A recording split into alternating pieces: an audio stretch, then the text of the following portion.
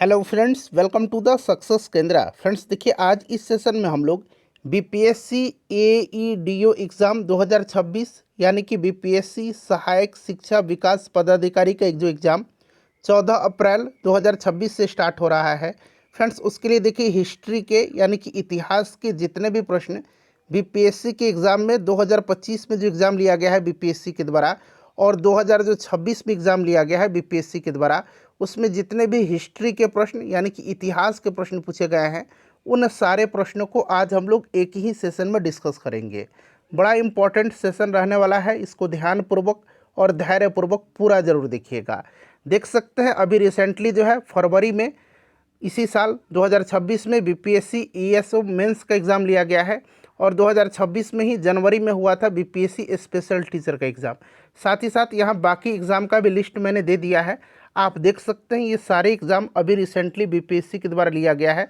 उन सभी एग्ज़ाम्स में हिस्ट्री के जो प्रश्न पूछे गए हैं उनको हम लोग बीपीएससी एईडीओ एग्ज़ाम 2026 के लिए डिस्कस करेंगे।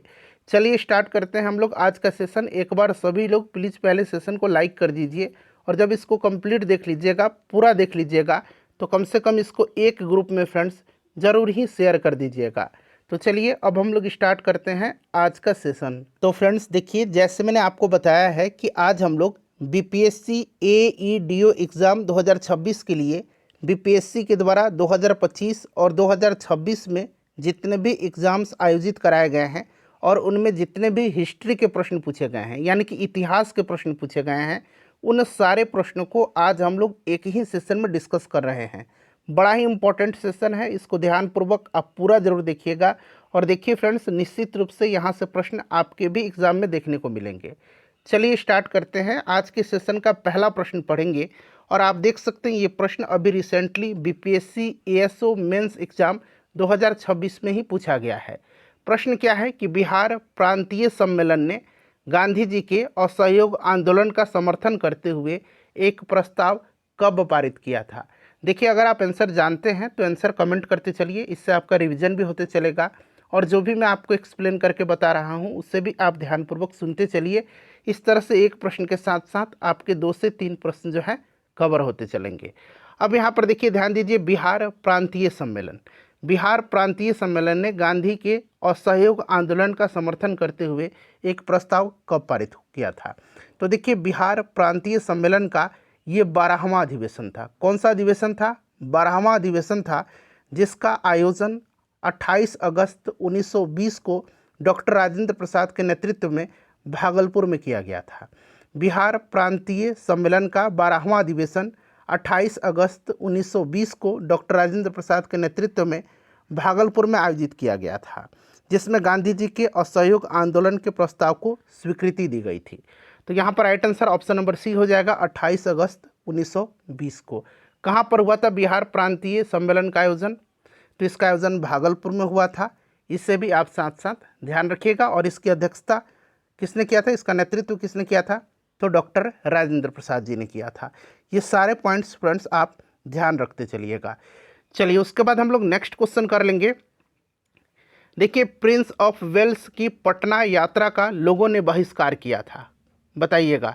यानी कि प्रिंस ऑफ वेल्स की पटना यात्रा का बहिष्कार लोगों ने कब किया था? तो देखिए फ्रेंड्स, ये घटना है दिसंबर 1921 की। दिसंबर 1921 में प्रिंस ऑफ वेल्स का पटना में आगमन का सावित्री देवी के नेतृत्व में व्यापक विद्रोह हुआ था। किसके नेतृत्व में? सावित्री देवी के नेतृत्व में। आप ये भी ध्यान रखिएगा, ठीक है ना। तो यहाँ पर आप देख सकते हैं दिसंबर 1921 मैंने अभी आपको बताया है। क्लियर है? सारे पॉइंट्स आप इसको ध्यान रखते चलिए, मैं बेहतरीन तरीके से सारा सब्जेक्ट आपको पूरा करवाऊंगा। चलिए उसके बाद नेक्स्ट क्वेश्चन है कि निम्नलिखित में से देखिए, कौन खुदाई खिदमतगार संगठन का संस्थापक था? खुदाई खिदमतगार संगठन का। तो देखिए, इसका जो संस्थापक थे ये खान अब्दुल गफ्फार खान थे। उत्तर पश्चिम सीमा प्रांत में ये पश्तून स्वतंत्रता सेनानी खान अब्दुल गफ्फार खान, जो महात्मा गांधी के भी अनुयायी थे, इन्होंने ही इसकी स्थापना किया था, और इनको फ्रंटियर गांधी के नाम से भी जाना जाता है। तो ऑप्शन नंबर यहाँ पर ए हो जाएगा, खान अब्दुल गफ्फार खान ने खुदाई खिदमतगार संगठन का इन्होंने स्थापना किया था। चलिए उसके बाद देखिएगा, और ये प्रश्न जो है बीपीएससी स्पेशल टीचर के एग्ज़ाम में जनवरी 2026 में पेपर हुआ था, उसी में पूछा गया है। देखिए, किस वायसराय के काल के दौरान यूरोपीय सैनिकों ने भारत में तथाकथित श्वेत विद्रोह किया था? श्वेत विद्रोह। देखिए फ्रेंड्स, अगर हम बात करते हैं श्वेत विद्रोह के बारे में तो थोड़ा सा ध्यान रखिएगा। देखिए, ये हुआ था लॉर्ड रिपन के समय में श्वेत विद्रोह, व्हाइट म्यूटिनी जिसको बोला जाता है। मुख्य रूप से ये इल्बर्ट बिल के विरोध में यूरोपीय लोगों के द्वारा किया गया एक नस्लीय और व्यापक आंदोलन था। ठीक है, और यह बिल भारतीय न्यायाधीशों को यूरोपीय अपराधियों के मुकदमे सुनने का अधिकार देता था, जिससे कि जो गोरे लोग थे उन्होंने अपनी प्रतिष्ठा के खिलाफ मान करके इसका भारी विरोध किया था, जिसके कारण लॉर्ड रिपन को झुकना भी पड़ा था। ये लॉर्ड रिपन के समय में हुआ था, ध्यान रखिएगा, लॉर्ड रिपन के समय में। ठीक है, चलिए उसके बाद नेक्स्ट क्वेश्चन है कि चौरी चौरा घटना कब हुई थी? चौरी चौरा घटना आपको याद होगा, जिसके कारण महात्मा गांधी दुखी होकर के असहयोग आंदोलन को स्थगित कर दिया था। और ये घटना कब की है? फटाफट बताइए, सभी लोग बताइए कि ये घटना कब की है। तो फ्रेंड्स, ये घटना है आपका 4 फरवरी 1922 की। यहाँ पर 1922 हो जाएगा। गोरखपुर जिला उत्तर प्रदेश में ये पड़ता है, चौरी चौरा।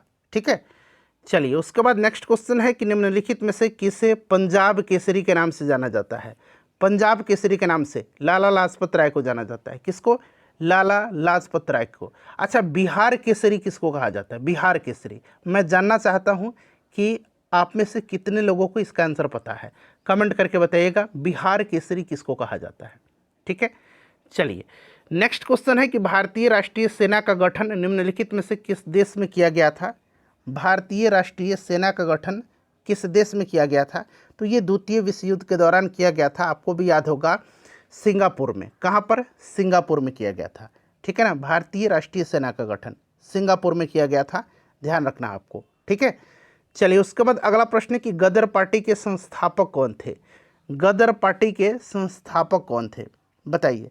तो लाला हरदयाल ने गदर पार्टी की स्थापना किया था। ठीक है ना, किसने किया था गदर पार्टी की स्थापना? तो लाला हरदयाल ने किया था। ठीक है, चलिए उसके बाद नेक्स्ट क्वेश्चन है कि प्रसिद्ध कामागाटा मारू हादसा निम्नलिखित में से किस वर्ष में हुआ था? कामागाटा मारू क्या था? एक जहाज़ था। ठीक है ना, और ये घटना 1914 की है, 1914 की है। और इसको गुरुदत्त सिंह ने इसको जो है जापानी जहाज़ हांगकांग से वैंकूवर के लिए जो है किराए पर लिया था।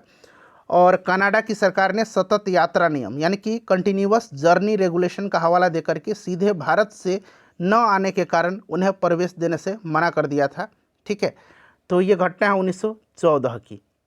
क्लियर, चलिए उसके बाद नेक्स्ट क्वेश्चन है हमारा कि राष्ट्रीय मांग के रूप में स्वराज सबसे पहले किसके द्वारा किया गया था? स्वराज सबसे पहले, अच्छा आपको याद होगा कि 1906 में जो कलकत्ता अधिवेशन हुआ था, जिसकी अध्यक्षता दादा भाई नौरोजी ने किया था, इसमें इन्होंने स्वराज का प्रयोग किया था। ठीक है ना, तो ये दादा भाई नौरोजी हैं। और आपको याद होगा कि इनको ग्रैंड ओल्ड मैन इंडिया के नाम से भी जाना जाता है। और इनकी पुस्तक है कौन सी, बताइए, फटाफट बता दीजिए। इनकी पुस्तक का नाम poverty and un British rule in India. ठीक है, चलिए नेक्स्ट क्वेश्चन है हमारा कि इंडियन इंडिपेंडेंस लीग की स्थापना किसके द्वारा किया गया था? इंडियन इंडिपेंडेंस लीग की स्थापना जो है किसके द्वारा किया गया था? तो फ्रेंड्स देखिए, इसकी स्थापना जो है ना, इंडियन इंडिपेंडेंस लीग की स्थापना, इसकी स्थापना किया गया था रास बिहारी बोस के द्वारा। ठीक है ना, रास बिहारी बोस के द्वारा। क्लियर, याद रखिएगा, इंडियन इंडिपेंडेंस लीग की स्थापना। चलिए उसके बाद नेक्स्ट क्वेश्चन है कि 1916 का कांग्रेस का जो अधिवेशन हुआ था, 1916 का वार्षिक कांग्रेस अधिवेशन कहाँ हुआ था? तो आपको भी पता है, यह अधिवेशन लखनऊ में हुआ था। ठीक है ना, तो यहाँ पर लखनऊ ऑप्शन में नहीं है, इसीलिए उपरोक्त में से कोई नहीं इसका करेक्ट आंसर हो जाएगा। जहाँ एक्सप्लेनेशन की आवश्यकता होगी वहाँ मैं आपको बताते चलूँगा। देखिए, डेक्कन कृषक राहत, इसका नाम यहाँ पर मैं लिख देता हूँ, डेक्कन कृषक राहत अधिनियम। ठीक है ना, कृषक राहत अधिनियम कब पारित किया गया था, ये आपसे पूछा गया है। तो देखिए, डेक्कन एग्रीकल्चरिस्ट रिलीफ एक्ट यानी कि डेक्कन कृषक राहत अधिनियम 1879 में पारित हुआ था, 1879 में पारित हुआ था। कब? 1879 में पारित हुआ था, इसको आप ध्यान रखिएगा। और यह जो है आपको याद होगा कि जो दक्कन दंगा हुआ था, उसके बाद किसानों को साहूकारों के शोषण से बचाने और उनकी ज़मीन हस्तांतरण को रोकने के उद्देश्य से इसको लाया गया था। अगला प्रश्न है हमारा कि किस तारीख को स्वदेशी आंदोलन की शुरुआत हुई थी? अच्छा, स्वदेशी आंदोलन की शुरुआत कब हुई थी? तो 7 अगस्त 1905 को यहाँ पर देखिए 7 अगस्त दिया गया है, 7 अगस्त 1905 को हुई थी। ठीक है, 7 अगस्त 1905 को स्वदेशी आंदोलन की शुरुआत हुई। कलकत्ता के टाउन हॉल में जो है आपको पता है कि एक सम्मेलन बुलाया गया था। चलिए, उसके बाद नेक्स्ट क्वेश्चन है कि Mohammedan Anglo oriental defence association का गठन कब हुआ था? Mohammedan Anglo oriental defence association का गठन कब हुआ था? बता दीजिए फटाफट, फटाफट बताइए। देखिए, Mohammedan Anglo oriental defence association, इसका गठन 1893 में हुआ था। कब? 1893 में हुआ था। और इसकी स्थापना सर सैयद अहमद खान ने अलीगढ़ के MAO कॉलेज के प्रिंसिपल थियोडोर बैक की सहायता से किया था। थियोडोर बैक की सहायता से, ठीक है ना, थियोडोर बैक की सहायता से इन्होंने किया था, 1893 में किया था। ठीक है फ्रेंड्स, और इस संस्था का मुख्य उद्देश्य मुसलमानों को कांग्रेस की राजनीति से दूर रखना और ब्रिटिश सरकार के प्रति वफादार बनाए रखना था। 1893 में, तो 1893 नहीं है, इसलिए ऑप्शन नंबर ई हो जाएगा, उपरोक्त में से कोई नहीं। नेक्स्ट क्वेश्चन है कि मानवतावाद एक क्रांतिकारी का विशेष गुण है, यह कहने का शौक किसे था? मानवतावाद एक क्रांतिकारी का विशेष गुण है, यह कहने का शौक किसको था? तो ये थे सूर्य सेन। सूर्य सेन, ठीक है ना, आपको याद होगा चिटगांव शस्त्रागार जो हुआ था, ये आपका सूर्य सेन। चलिए, उसके बाद देखिएगा कि 1906 में बंगाल का विभाजन या बिहार का विभाजन पुस्तिका का सहलेखक कौन था? तो देखिए फ्रेंड्स, ये जो पुस्तक है इसको लिखा था किसने? तो महेश नारायण और डॉक्टर सच्चिदानंद सिन्हा ने। ऑप्शन ए करेक्ट आंसर हो जाएगा। बिहार स्पेशल वाले सेशन में भी मैंने आपको ये कराया हुआ है। ठीक है, चलिए, उसके बाद देखिएगा कि भारत सरकार अधिनियम 1919 की किस धारा के तहत साइमन कमीशन की नियुक्ति की गई थी? बताइए। देखिए, भारत सरकार अधिनियम 1919, जिसको कि मॉन्टेग्यू चेम्सफोर्ड सुधार अधिनियम भी कहा जाता है, इसकी धारा कौन सी? 84A यानी कि सेक्शन 84A के तहत साइमन कमीशन की नियुक्ति की गई थी। ठीक है ना, और इस धारा में प्रावधान था कि अधिनियम लागू होने के 10 वर्ष के बाद एक सांविधिक आयोग, और यही सांविधिक आयोग जो था साइमन कमीशन यानी कि साइमन आयोग जो था, इसको नियुक्त किया जाएगा, जो भारत में संवैधानिक सुधारों की कामकाज की समीक्षा करेगा। ठीक है, इसको आप ध्यान रखिएगा। सर जॉन साइमन की नेतृत्व में जो है इसको शुरू किया गया था, और इसमें एक भी भारतीय सदस्य नहीं थे, इसलिए साइमन कमीशन को व्हाइटमैन कमीशन भी कहा जाता है। अगला प्रश्न हमारा कि किस अधिनियम द्वारा बर्मा यानी कि अब ये म्यांमार कहलाता है, इसको ब्रिटिश भारत से अलग किया गया था? आपको याद होगा 1935 भारत सरकार अधिनियम के द्वारा। नेक्स्ट क्वेश्चन है कि कौन सी समिति भारतीय राज्य समिति के नाम से जानी जाती है? भारतीय राज्य समिति के नाम से जानी जाती है, ध्यान रखना है, जिसे ब्रिटिश सरकार ने 1927 में ब्रिटिश राज और भारत में रियासतों के शासकों के बीच संबंधों की जांच करने के लिए नियुक्त किया था। कब? 1927 में, 1927 में, और इसको भारतीय राज्य समिति के नाम से भी जाना जाता है। ये समिति थी बटलर समिति। कौन सी समिति थी? तो ये बटलर समिति थी। ठीक है ना। चलिए, उसके बाद देखिएगा, 3 कटिया प्रणाली के तहत किसानों को अपनी भूमि के कितने हिस्सों पर नील की खेती करनी होती थी? तो देखिए, 20 कट्ठा में से 3 कट्ठा पर जो है नील की खेती करना अनिवार्य होता था, 3 कट्ठा पर, इसीलिए इसका नाम 3 कटिया प्रणाली पड़ा। ठीक है ना, तो यहाँ पर देखिए ऑप्शन नंबर सी हो जाएगा। चलिए, उसके बाद नेक्स्ट क्वेश्चन है, इसके बारे में आगे और हम डिटेल में चर्चा करेंगे। इसी के खिलाफ गांधी जी ने चंपारण में सत्याग्रह किया था 1917 में, 3 कठिया पद्धति के खिलाफ। देखिए, बंगाल का विभाजन कब लागू हुआ था? लागू पूछा गया है, तो ये लागू हो गया था 16 अक्टूबर 1905 को। ठीक है फ्रेंड्स। चलिए, नेक्स्ट क्वेश्चन है हमारा कि परमहंस मंडली की स्थापना किसके द्वारा किया गया था?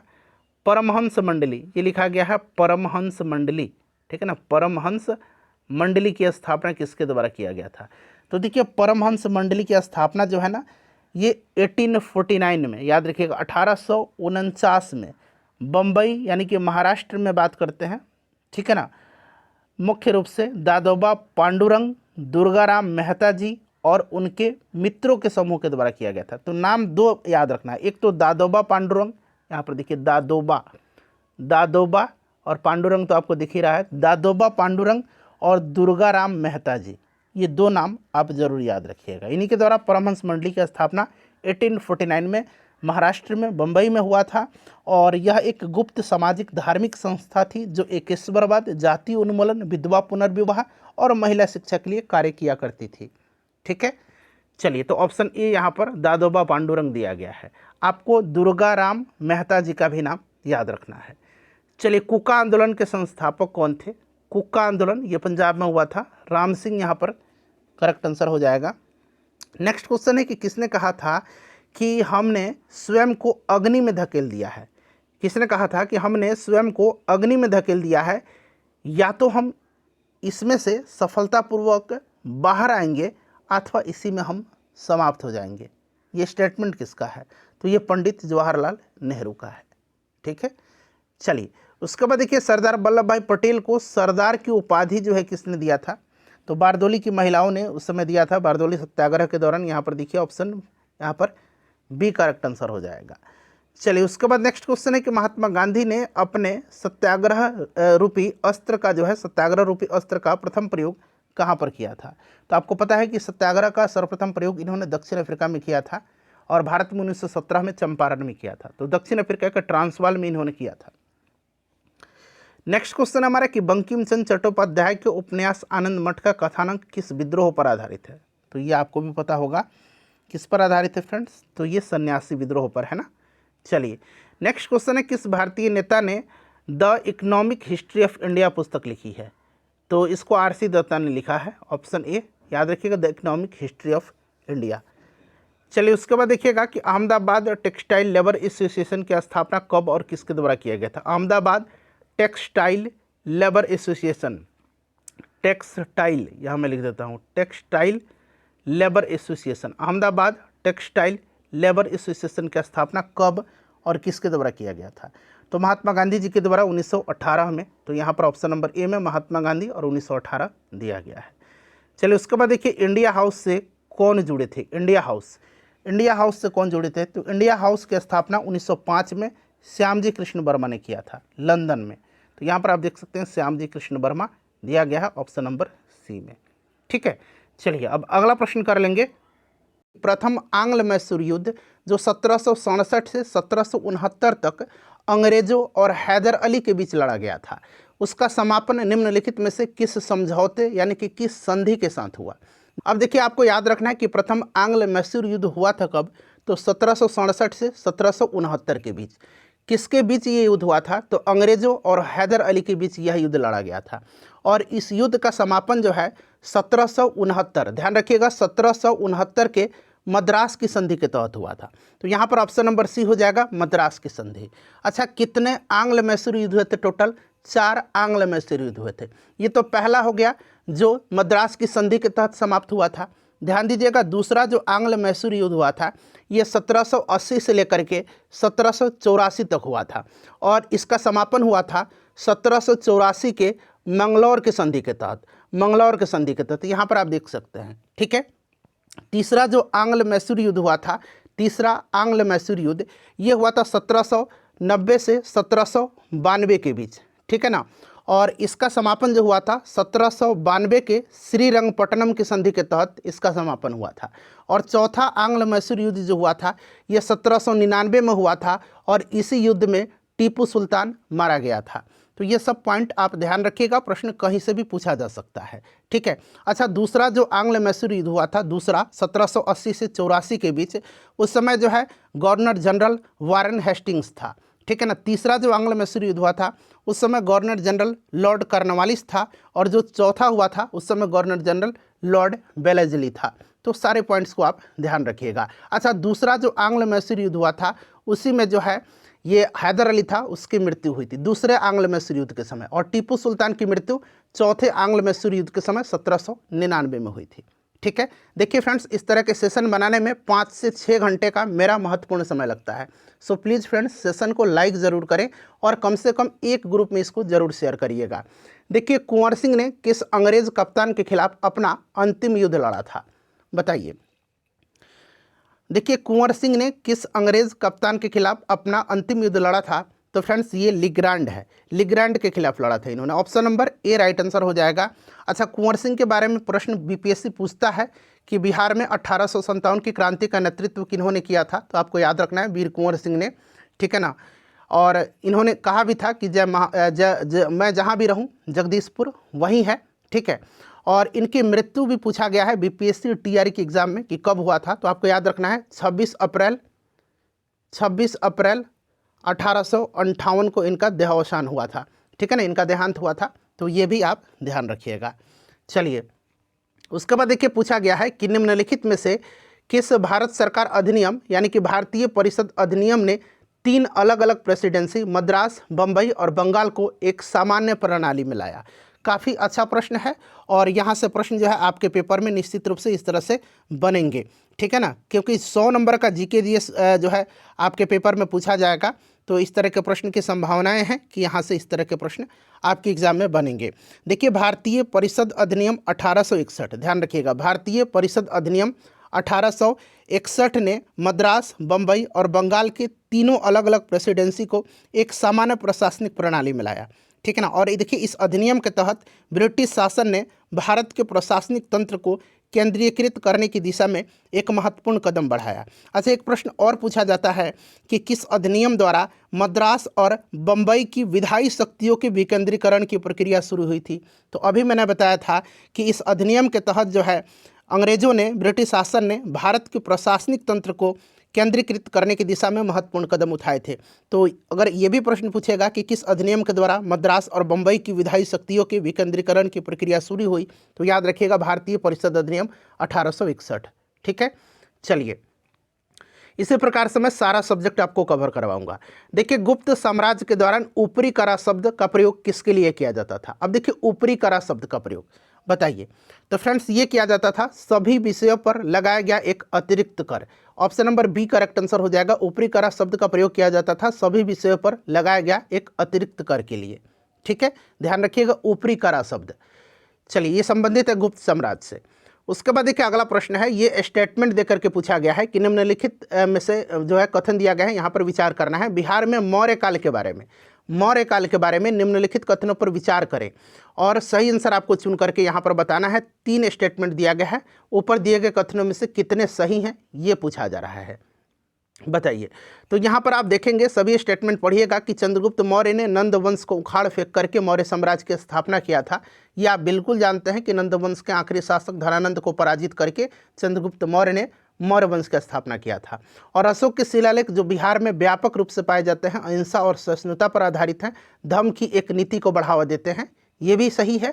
और एक यूनानी राजदूत मेगास्थनीज जो बिंदुसार के शासनकाल के दौरान पाटलिपुत्र का दौरा किया था, यह स्टेटमेंट गलत है चंद्रगुप्त के समय में। ठीक है ना, तो मेगास्थनीज जो आया था ये बिंदुसार के समय में, पाटलिपुत्र का दौरा नहीं किया था चंद्रगुप्त के समय में। तो कितने स्टेटमेंट सही हो गए? 2 स्टेटमेंट। तो यहाँ पर आप देख सकते हैं केवल 1 और 2 यहाँ पर करेक्ट हो जाएगा। ठीक है, चलिए, उसके बाद देखिएगा अगला प्रश्न क्या पूछा गया है, प्रश्न को ध्यान से पढ़िएगा। ये भी कथन देकर के पूछा गया है और ऊपर दिए गए कथन में से कितने सही हैं ये पूछा गया है। ठीक है, अब देखिए विजयनगर साम्राज्य के संदर्भ में पूछा गया है। तो फ्रेंड्स, आपको याद होगा कि विजयनगर का जो विजयनगर साम्राज्य था, इसकी स्थापना किसने किया था? तो 1336 में हरिहर और बुक्का नामक 2 भाइयों ने किया था। ठीक है, तो विजयनगर साम्राज्य की स्थापना हरिहर प्रथम और बुक्का प्रथम ने किया था। तुलुप वंश के महानतम शासक कृष्णदेव राय ने तेलुगु में अमुक्त मलयाद की रचना किया। बिल्कुल, इन्होंने जो है तेलुगु में अमुक्त मलयाद की रचना किया था। और संस्कृत में जाम्बवती कल्याणम का, ठीक है ना, संस्कृत में जाम्बवती कल्याणम का रचना इन्होंने किया था कृष्णदेव राय ने। तो ये भी याद रखिएगा, जाम्बवती कल्याणम की रचना इन्होंने संस्कृत में किया था और अमुक्त मलयाद की रचना इन्होंने तेलुगु में किया था। इनकी एक और रचना याद रखिएगा, उषा परिणय। उषा परिणय, उषा परिणय ये भी जो है कृष्णदेव राय की रचना है, उषा परिणय। ठीक है, तो ये भी आप ध्यान रखिएगा, नया पॉइंट आपके लिए हो सकता है।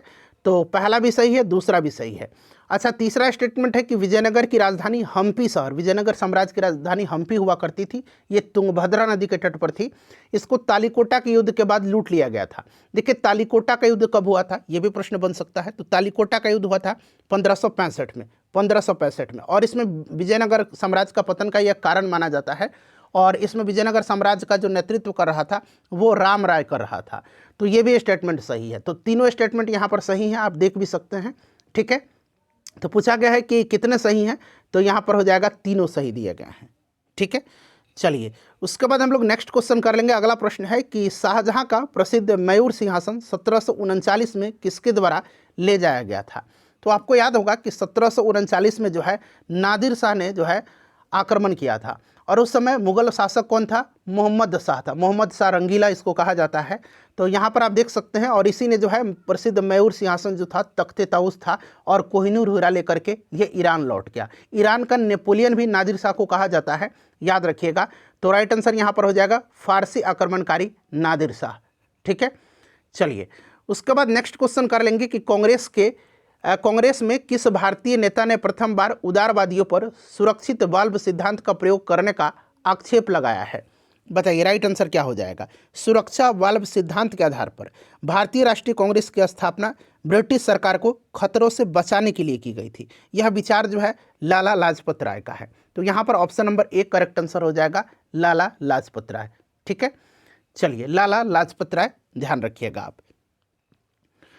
उसके बाद देखिए अगला प्रश्न है कि दिल्ली के उसके राजकीय प्रवेश के अवसर पर किस वायसराय पर एक बम फेंका गया था? ये पूछा गया है कि किस वायसराय पर एक बम फेंका गया था दिल्ली में उसके राजकीय प्रवेश पर। अच्छा क्वेश्चन है। तो आपको याद होगा फ्रेंड्स, ये फेंका गया था लॉर्ड हॉर्डिंग द्वितीय के समय में, मतलब उसी पर फेंका गया था, लॉर्ड हॉर्डिंग द्वितीय पर। अच्छा, लॉर्ड हॉर्डिंग द्वितीय आपको याद होगा, लॉर्ड हॉर्डिंग द्वितीय के बारे में थोड़ा सा जान लीजिएगा। ठीक है ना। देखिए लॉर्ड हॉर्डिंग द्वितीय के समय में जो है बंगाल विभाजन को रद्द किया गया था और राजधानी को कलकत्ता से दिल्ली स्थानांतरित करने की घोषणा किया गया था 1912 में, और फाइनली 1913 में जो है राजधानी दिल्ली बनी थी। ठीक है, और 23 दिसंबर 1912 की यह घटना है जब इस पर बम फेंका गया था। 23 दिसंबर 1912 को लॉर्ड हॉर्डिंग पर दिल्ली में बम फेंका गया था, और इसके लिए अनुशीलन समिति उत्तरदायी था। हॉर्डिंग बम कांड दिल्ली षड्यंत्र के रूप में प्रसिद्ध है। ठीक है ना। और इसमें 13 व्यक्तियों को जो है अभियुक्त बनाया गया था, जिसमें अमीन चंद्र, दीनानाथ, बाल मुकुंद, उसके बाद देखिए बालराज मैला, वसंत कुमार, ये सब और भी लोग थे इसमें। ठीक है, और औध बिहारी को भी इसमें गिरफ्तार किया गया था। इसमें 4 लोगों को फांसी दी गई थी, ये भी आप ध्यान रखिएगा।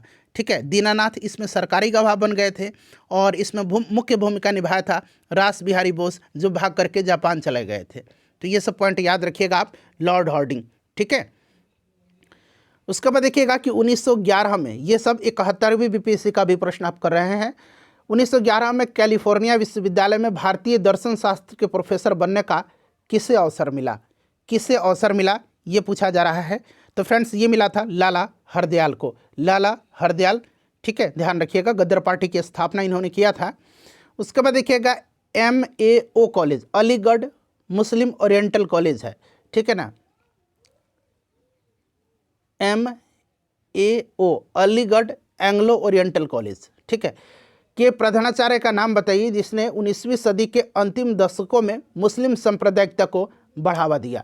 बताइए ये कौन है? तो फ्रेंड्स ये है थियोडर बैक। याद रखिएगा, थियोडर बैक। हो सकता है कि ये प्रश्न हूबहू पूछ लिए जाए आपके पेपर में। चलिए बीपीएससी AEDO के लिए हम लोग ये हिस्ट्री का महामैराथन कर रहे हैं। बीपीएससी के द्वारा 2025 में जितने भी एग्जाम लिए गए हैं उनमें जितने भी हिस्ट्री के प्रश्न पूछे गए हैं उनको हम लोग डिस्कस कर रहे हैं। अब देखिए ये प्रश्न बीपीएससी ने डिलीट कर दिया है।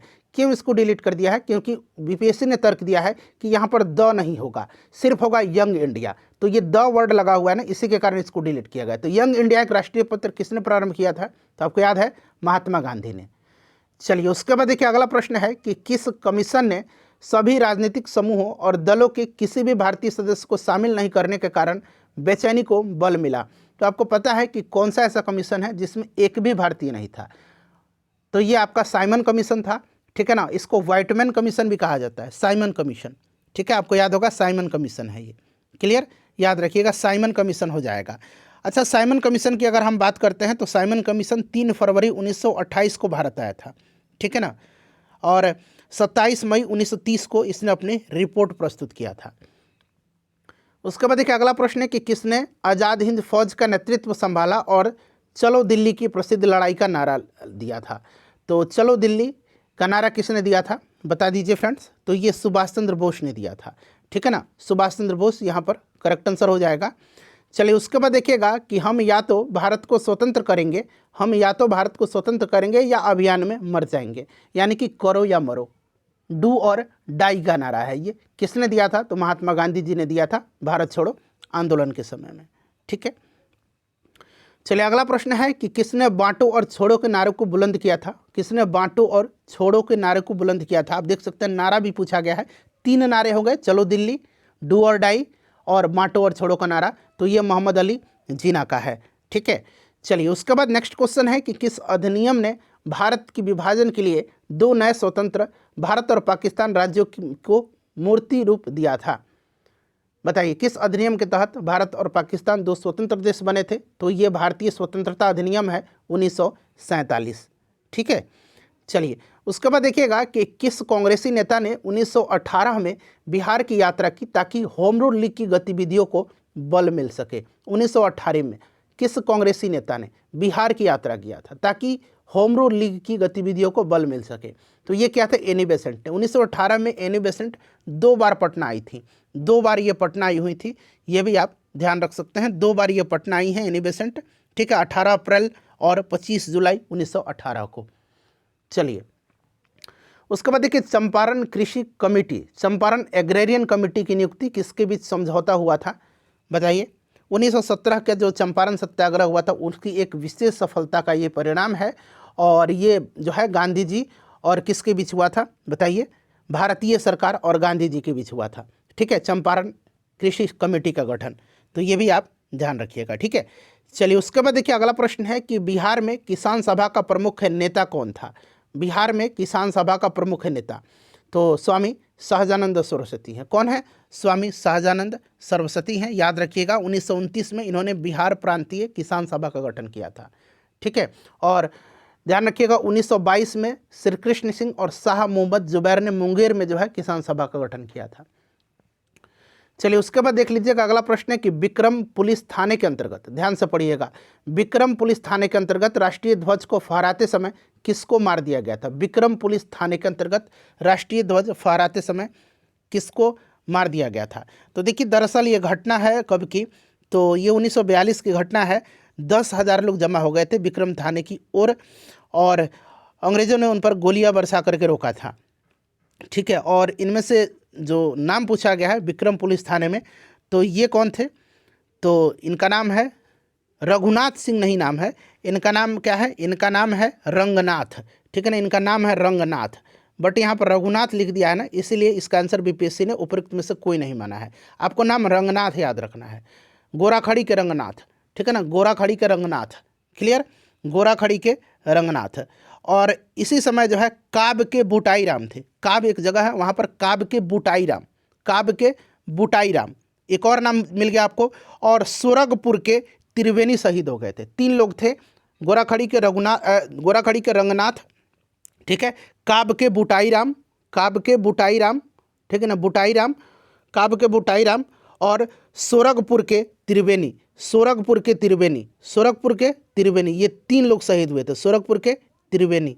ठीक है ना, तो ये तीनों नाम अब से आप ध्यान रख लीजिएगा। चलिए उसके बाद देखिएगा कि मार्च 1939 में बिहार के मुख्यमंत्री कौन बने। ऐसा कोई वैकेंसी नहीं आया था मार्च 1939 में। ठीक है ना, मुख्यमंत्री के लिए कोई ऐसी रिक्तियाँ नहीं आई हुई थी, जैसे आपकी वैकेंसी आती है ना, तो उस समय ऐसा कुछ भी नहीं हुआ था। जो नए प्रधानमंत्री उस समय बिहार के बने थे, तो इसीलिए उपरोक्त में से कोई नहीं राइट आंसर हो जाएगा। चलिए देखिए निम्नलिखित में से कौन एक ऋग्वैदिक युग से संबंधित नहीं है। ऋग्वैदिक युग से संबंधित नहीं है, बताइएगा इसमें से, बताइए राइट आंसर क्या हो जाएगा, तो गार्गी हो जाएगा। गार्गी यहाँ पर करेक्ट आंसर हो जाएगा, गार्गी। ठीक है, गार्गी करेक्ट आंसर हो जाएगा। चलिए उसके बाद हम लोग अगला प्रश्न कर लेंगे। यहाँ पर देखिए सूची दिया गया है और मिलान करना है। प्राचीन भारत के स्थल है और वर्तमान में ये किस राज्य में है। प्राचीन भारत के स्थल हैं और वर्तमान में ये किस राज्य में है। यहाँ पर आपको मिलान करके राइट आंसर बताने हैं। तो यहाँ पर देखिएगा मैं बता देता हूँ आपको, तो ये आपका हो जाएगा कर्ण सुवर्ण, तो ये आपका पश्चिम बंगाल हो जाएगा। उसके बाद प्राग ज्योतिष, तो ये असम हो जाएगा। गिरनार हो जाएगा आपका गुजरात में और प्रतिष्ठान हो जाएगा महाराष्ट्र में। तो यहाँ पर 3, 4, 2, 1 राइट आंसर हो जाएगा। ठीक है ना, 3, 4, 2, 1 यहाँ पर करेक्ट आंसर हो जाएगा, तो इसको आप ध्यान रखिएगा। ठीक है, चलिए उसके बाद हम लोग अगला प्रश्न कर लेंगे। नेक्स्ट है कि यहाँ पर देखिए क्या कर रहा है कि घटना स्थल है और संबंधित व्यक्ति यहाँ पर दिया गया है। ठीक है ना, घटना स्थल है और संबंधित व्यक्ति यहाँ पर दिया गया है। ठीक है, चलिए उसके बाद इसको भी मिलान करना है, यहाँ पर आप देख सकते हैं, मिलान करके यहाँ पर राइट आंसर आपको बताना है। तो यहाँ पर देखिए चोल गंगम झील, तो ये आपका हो जाएगा राजेंद्र प्रथम, यानी कि आपका ए हो जाएगा यहाँ पर, ठीक है। यहाँ पर 3 मैं लिख दे रहा हूँ। उसके बाद देखिए धर्म महामात्र की नियुक्ति, तो यहाँ पर आपका अशोक हो जाएगा। 4 प्रयाग की सभा हर्षवर्धन के समय, ठीक है। और सुदर्शन झील चंद्रगुप्त मौर्य। तो यहाँ पर 3, 4, 2, 1 इसका भी राइट आंसर हो जाएगा, जो कि आप ऑप्शन नंबर बी में देख रहे हैं, ठीक है फ्रेंड्स। चलिए उसके बाद अगला प्रश्न करेंगे कि निम्नलिखित शासकों में से किसने सबसे अधिक समय तक शासन किया। निम्नलिखित शासकों में से किसने सबसे अधिक समय तक शासन किया, बताइए किसने सबसे अधिक समय तक शासन किया इसमें से। तो ऑब्वियसली बहलोल लोदी हो जाएगा यहाँ पर करेक्ट आंसर। किसने किया था, बहलोल लोदी ने किया था, ठीक है ना, बहलोल लोदी ने किया था। चलिए उसके बाद देखिएगा कि प्राचीन भारत के निम्नलिखित राजवंशों पर विचार करिए, ठीक है। और यहाँ पर आपको राजवंश का नाम दिया गया और कह रहा है कि निम्नलिखित में से उनके शासन का सही कालानुक्रम क्या है, बताइए यहाँ पर राइट आंसर क्या हो जाएगा। अब यहाँ पर आप लोगों को जो है मिलान करना है, ठीक है ना, मिलान करके यहाँ पर आप मिलान नहीं करना है, यहाँ पर आपको बताना है। तो सबसे पहले मौर्य हो जाएगा, निश्चित रूप से सबसे पहले क्या हो जाएगा, सबसे पहले आपका मौर्य हो जाएगा, ठीक है। उसके बाद शुंग हो जाएगा, उसके बाद आपका कन्म हो जाएगा, फिर कुषाण हो जाएगा, ठीक है। तो यहाँ पर 2, 1, 4, 3 करेक्ट आंसर हो जाएगा। सबसे पहले आपका मौर्य, फिर आपका हो जाएगा कौन सा, शुंग, फिर आपका कन्व और फिर आपका हो जाएगा कुषाण, ठीक है। तो राइट आंसर यहाँ पर 2, 1, 4, 3 हो जाएगा। देखिए कहीं आंसर में मैं त्रुटि कर देता हूँ ना टिक लगाने पर, तो आप लोग सुधार करके क्वेश्चन नंबर लिख करके मुझे ज़रूर बताइएगा।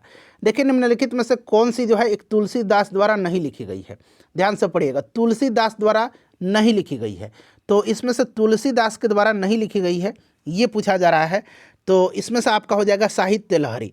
कौन सा हो जाएगा, साहित्य लहरी। साहित्य लहरी जो है ना ये सूरदास की है, सूरदास की रचना है, सूरदास की रचना है साहित्य लहरी। तो ये तुलसीदास के द्वारा नहीं लिखी गई है, ठीक है। चलिए उसके बाद देखिएगा फिर से मिलान करना है यहाँ पर, ठीक है फ्रेंड्स। चलिए हम लोग यहाँ पर इसको मिलान करते हैं और मिलान करके यहाँ पर राइट आंसर आपको बताने हैं, ठीक है। चलिए तो यहाँ पर काबुली मस्जिद हो जाएगा, कौन सा इसमें से, काबुली मस्जिद बाबर, ठीक है। 2.5 दिन का झोपड़ा, तो ये आपका कुतुबुद्दीन ऐबक। इलाहाबाद का किला तो अकबर, ठीक है ना। इत्माद-उद-दौला का मकबरा नूरजहाँ। तो अब इसलिए आप इसको कर लीजिएगा, ठीक है। चलिए मैं आंसर आपको बता देता हूँ, ऑप्शन नंबर यहाँ पर बी हो जाएगा। चलिए उसके बाद देखिएगा कि निम्नलिखित में से कौन सा इसमें सुमेलित नहीं है। दयानंद सरस्वती, सत्यार्थ प्रकाश सही है। स्वामी रामास्वामी नायकर जस्टिस पार्टी से संबंधित है। ज्योतिबा फुले सत्य शोधक संबंध, ये भी सही है। जेम्स अगस्टस की कलकत्ता क्रॉनिकल, ये गलत दिया गया है, ठीक है ना। जेम्स अगस्टस की द बंगाल गजट किसकी है, द बंगाल गजट, आप मुझे कमेंट करके बताइएगा थोड़ा। चलिए उसके बाद देखिएगा कि यहाँ पर पिता दिया गया है और पुत्र, मिलान करना है, ठीक है ना। पिता यहाँ पर दिया गया है और पुत्र यहाँ पर आपको मिलान करना है, ठीक है। तो देखिएगा बाबर का यहाँ पर मिलान करना है आपको, ठीक है। तो चलिए मिलान कर लेते हैं हम लोग इसको। तो यहाँ पर देखिएगा बाबर का क्या हो जाएगा, बाबर का मुराद, अकबर का सलीम, शाहजहाँ का हो जाएगा आपका, नहीं एक मिनट रुकिए, बाबर का कामरान होगा ना, बाबर का कामरान, ठीक है। अकबर का सलीम, शाहजहाँ का मुराद और जहांगीर का खुसरो, ठीक है फ्रेंड्स। तो यहाँ पर राइट आंसर आपका 3, 1, 4, 2 हो जाएगा यहाँ पर। चलिए कौन सी बौद्ध संगति बिहार में आयोजित नहीं की गई थी, तो बिहार में है चौथा बौद्ध संगति का आयोजन नहीं हुआ था, ये कश्मीर में हुआ था कनिष्क के समय में। बाकी पहला, दूसरा, तीसरा ये सब बिहार में हुए थे। ये सब आप जानते हैं, समय बर्बाद करने की ज़रूरत नहीं है यहाँ पर। निम्नलिखित में से कौन इसमें से, देखिए नालंदा विश्वविद्यालय का आचार्य नहीं थे, नालंदा विश्वविद्यालय का आचार्य इसमें से कौन नहीं थे ये पूछा जा रहा है। तो कौटिल्य हो जाएंगे राइट आंसर, कौटिल्य चाणक्य, ये तक्षशिला से संबंधित है। चलिए उसके बाद अगला प्रश्न है कि आधुनिक भारतीय इतिहास को निम्नलिखित घटनाओं पर विचार करिए, ठीक है। और यहाँ पर कह रहा है कि निम्नलिखित में से उपरोक्त घटनाओं का सही कालानुक्रमिक क्या है, सही क्रम कौन सा। आइए एक एक करके हम लोग देख लेते हैं। राजकुमार जो नंद कुमार थे, इनको मृत्युदंड, नंद कुमार को मृत्युदंड कब दिया गया था, बताइए। नंद कुमार को मृत्युदंड कब दिया गया था, मिलान मतलब सही क्रम इसमें से आपको बताना है, ठीक है। तो 1776 की घटना है ये। ठीक है, वारन हेस्टिंग्स के समय में। सालबाई की संधि हुई थी 1782 में, ठीक है। वांडीवास का युद्ध हुआ था 1760 में, और टीपू सुल्तान की मृत्यु मैंने बताया था आपको स्टार्टिंग में ही 1799 में। तो अब इसको क्रम आप लगा लीजिएगा बेशक, ठीक है, क्रम आप लोग लगा लीजिएगा। पहला सबसे क्या हो जाएगा, सबसे पहली घटना इसमें से कौन सी है, तो वांडीवास की लड़ाई है, ठीक है, यानी कि 3 हो जाएगा। उसके बाद दूसरी घटना इसमें से कौन सा हो जाएगा, राजकुमार जो है राजा नंद कुमार को मृत्युदंड, ये एक हो जाएगा 1 नंबर। उसके बाद आपका हो जाएगा सालबाई की संधि 2 और फिर 4, 3 1 2 4, 3 1 2 4, जो कि आप देख रहे हैं ऑप्शन नंबर ए में है। चलिए उसके बाद देखिएगा कि बिहार के निम्नलिखित समाचार पत्रों में से सबसे पहले किसका प्रकाशन हुआ, बताइए राइट आंसर क्या हो जाएगा, किसका प्रकाशन हुआ सबसे पहले, तो बिहार हरकरा, बीपीएससी ने इसका आंसर दिया हुआ है बिहार हरकरा का, ठीक है, बिहार हरकरा का। उसके बाद देखिए सूची दिया गया है, मिलान करना है, ठीक है। चलिए चंपारण सत्याग्रह, तो ये आपको पता है, चंपारण सत्याग्रह से जुड़े व्यक्ति का नाम इसमें से बताना है, तो यहाँ पर राजेंद्र प्रसाद दिया गया है, ठीक है। उसके बाद देखिए आज़ाद दस्ता, तो आज़ाद दस्ता जयप्रकाश नारायण हो जाएंगे, ठीक है। 1940 में जो है यहाँ पर व्यक्तिगत सत्याग्रह आंदोलन दिया गया है, तो यह श्याम नारायण सिंह, और किसान सभा बिहार स्वामी शाहजानंद सरस्वती। आंसर देखते हैं, तो इसका आप लोग मिला लीजिएगा, ठीक है, मैंने आपको बता दिया। अब देखिए ये प्रश्न पढ़िएगा, ये एलडीसी मेंस में पूछा गया है कि दिल्ली सल्तनत में शासन करने वाले गुलाम, खिलजी, तुगलक, सैयद और लोदी, ये आपको 5 वंश का नाम याद रखना है। ये क्रम से दिया गया, गुलाम, खिलजी, तुगलक, सैयद और लोदी। सबसे लंबा और सबसे छोटा राज्य का काल जो था, राजत्व काल किस राजवंश का था, तो सबसे लंबा किसका था और सबसे छोटा किसका था, ये आपको बताना है। तो बताइए राइट आंसर क्या हो जाएगा यहाँ पर, बताइए फ्रेंड्स। सबसे लंबा, तो देखिए सबसे लंबा रहा था किसका,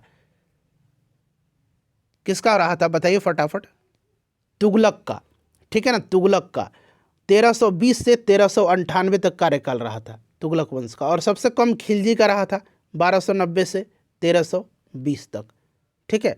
तो ये आप ध्यान रख लीजिएगा, ऑप्शन नंबर बी हो जाएगा। उसके बाद देखिएगा कि मगध क्षेत्र तक, थोड़ा सा छोटा कर दूं ताकि पूरा ये ऑप्शन आपको दिखे, मगध क्षेत्र तक सातवाहन साम्राज्य का विस्तार करने के श्रेय किस सातवंश वंशीय शासक को जाता है, तो ये किसको जाता है फ्रेंड्स बताइए, तो ये जाता है सातकर्णी प्रथम को। ये बीपीएससी का फाइनल आंसर की मैं आपको बता रहा हूँ, सातकर्णी को। और सातवाहन वंश की स्थापना किसने किया था, तो सीमुक ने किया था, याद रखिएगा सीमुक ने किया था। राजधानी कहाँ पर थी, राजधानी प्रतिष्ठान थी, ठीक है। चलिए अब कह रहा है कि बौद्ध ग्रंथ विनय पिटक के संबंध में निम्न कथन में से क्या सही है, इसमें से आपको सही बताना है, यहाँ नीचे दिए गए कूट में से सही उत्तर चयन करना है, ठीक है। अब चलिए यहाँ पर देख लेते हैं एक एक करके हम लोग कि इसके मुख्य 4 भाग थे, नहीं 4 भाग नहीं थे विनय पिटक के, विनय पिटक के 5 भाग थे, ये गलत हो गया। बौद्ध भिक्षुओं के 227 नियम है, सही है। बुद्ध के पूर्व जन्म की कथाएं हैं विनय पिटक में, नहीं, बुद्ध के पूर्व जन्म की कथाएं जातक में, किसमें है, जातक में, तो ये भी गलत हो गया।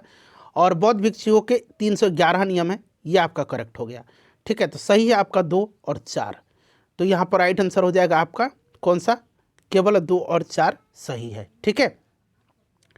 देखिए पूरा स्थल सेनुवार, सेनुवार जगह है एक, किस संस्कृति का प्रतिनिधित्व करता है सेनुवार, तो ये नवपाषाण का भी और ताम्रपाषाण का भी, ऑप्शन ए हो जाएगा। चलिए अंग्रेजी साम्राज्य की सीमाएं इरावदी नदी से सिंध तक, इरावदी नदी से सिंध नदी तक पहुंचाने का श्रेय किस अंग्रेज शासक को जाता है, तो फ्रेंड्स ये जाता है लॉर्ड डलहौजी को, लॉर्ड डलहौजी को, ठीक है ना, लॉर्ड डलहौजी, ध्यान रखिएगा लॉर्ड डलहौजी को। चलिए उसके बाद देखिए महारानी विक्टोरिया के नवंबर 1, 1858 की घोषणा की मुख्य बातें क्या थी, ये घोषणा लॉर्ड कैनिंग ने पढ़ा था, आपको याद होगा। और यहाँ पर आपको दिए गए हैं 4 स्टेटमेंट, और यहाँ पर आपको इसमें से राइट आंसर चुन करके बताना है, ठीक है। अब चलिए देखते हैं कि मुख्य बात क्या थी इसमें। साम्राज्य विस्तार की इच्छा न होना, बिल्कुल था ये। धार्मिक सहिष्णुता भी था, देसी शासकों को, नवाबों को पूर्ण स्वतंत्रता नहीं थी, विद्रोहियों को क्षमा दान देना भी नहीं था।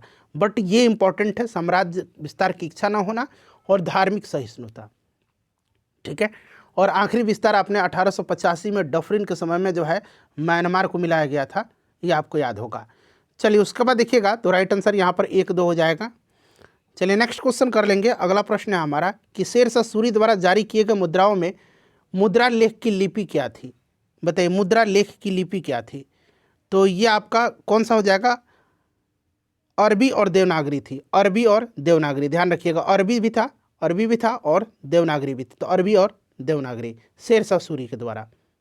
नेक्स्ट क्वेश्चन है कि मुगल शासन व्यवस्था में मुहतसिब, इस तरह से आपने पढ़ा होगा, लूसेंट वगैरह में आपने मुहतसिब भी पढ़ा होगा, ठीक है ना। मुहतसिब जो है नामक अधिकारी को औरंगजेब ने किस विशेष कार्य के लिए नियुक्त किया था? देखिए, मुहतसिब के अलग अलग कार्य थे। अभी आपने जो है पढ़ा होगा मुहतसिब क्या था, तो ये आम जनता को दुष्चरित्र से ये बचाता था, ठीक है। उसके बाद आपने और भी पढ़ा होगा, जैसे कि ये जूते हुए खेत का प्रतिबंध करता था। जुए के खेल का, जूते हुए खेत नहीं, जुए के खेल को प्रतिबंध करता, मतलब जितने भी जो दुराचरण थे उन पर ये रोक लगाता था। सार्वजनिक सदाचार की देखभाल करता था। शराब भांग के उपयोग पर रोक लगाता था। ये सब था। और साथ ही साथ अभी औरंगजेब के समय में, चूंकि यहाँ पर जोड़ दिया गया है, आप देख सकते हैं औरंगजेब के समय में, तो औरंगजेब के समय में इसका कार्य था बादशाह के आदेश से मंदिरों को तोड़वाना, बादशाह के आदेश से मंदिरों को तोड़वाना, मंदिरों को नष्ट करने के लिए, औरंगजेब के समय में। बाकी समय में आपने देखा होगा कि शरीयत के प्रतिकूल कार्य करने वालों को रोकना, जितने भी गलत काम थे उनको रोकना था। बट औरंगजेब के समय बादशाह के आदेश पर मंदिरों को नष्ट करना भी इसका कार्य बन गया था। चलिए, उसके बाद देखिए अकबर द्वारा चलाए गए धर्म, जिसे तौहीद इलाही। अब देखिए, तौहीद इलाही यानी कि दीन इलाही, ठीक है, इसी का नाम है दीन इलाही। इसका क्या अर्थ है? तो इसका अर्थ है देवी एकस्वरवाद, देवी एकस्वरवाद। और देखिए फ्रेंड्स, ध्यान रखिएगा, दीन इलाही अकबर ने चलाया था 1542, तो याद रखिएगा। चलिए अगला प्रश्न करेंगे। अब पढ़ेंगे कि बिहार वैज्ञानिक सोसाइटी की स्थापना कब हुई थी? बिहार वैज्ञानिक सोसाइटी यानी कि बिहार साइंटिफिक सोसाइटी, ठीक है ना। अगर अंग्रेजी में पूछा जाए तो आपको ध्यान रखना है बिहार साइंटिफिक सोसाइटी, और हिंदी में बिहार वैज्ञानिक सोसाइटी। तो देखिए फ्रेंड्स, बिहार साइंटिफिक सोसाइटी की स्थापना सैयद इमदाद अली ने किया था। सैयद इमदाद अली ने, यहाँ पर मैं लिख देता हूँ किसने किया था, तो सैयद इमदाद अली ने, सैयद इमदाद अली ने किया था। कब? तो आपको याद रखना है 1868 में। कहाँ पर? तो मुजफ्फरपुर में, ठीक है। सारे पॉइंट्स को आप ध्यान रखिएगा। बिहार साइंटिफिक सोसाइटी यानी कि बिहार वैज्ञानिक सोसाइटी की स्थापना सैयद इमदाद अली ने 1868 में मुजफ्फरपुर में किया था। और देखिए, इसका उद्देश्य बौद्धिक, सामाजिक और नैतिक कल्याण को बढ़ावा देना था, ठीक है। चलिए, उसके बाद देखिए अगला प्रश्न है कि बिहार के जगदीशपुर से 1857 के भारतीय विद्रोह का नेता कौन था?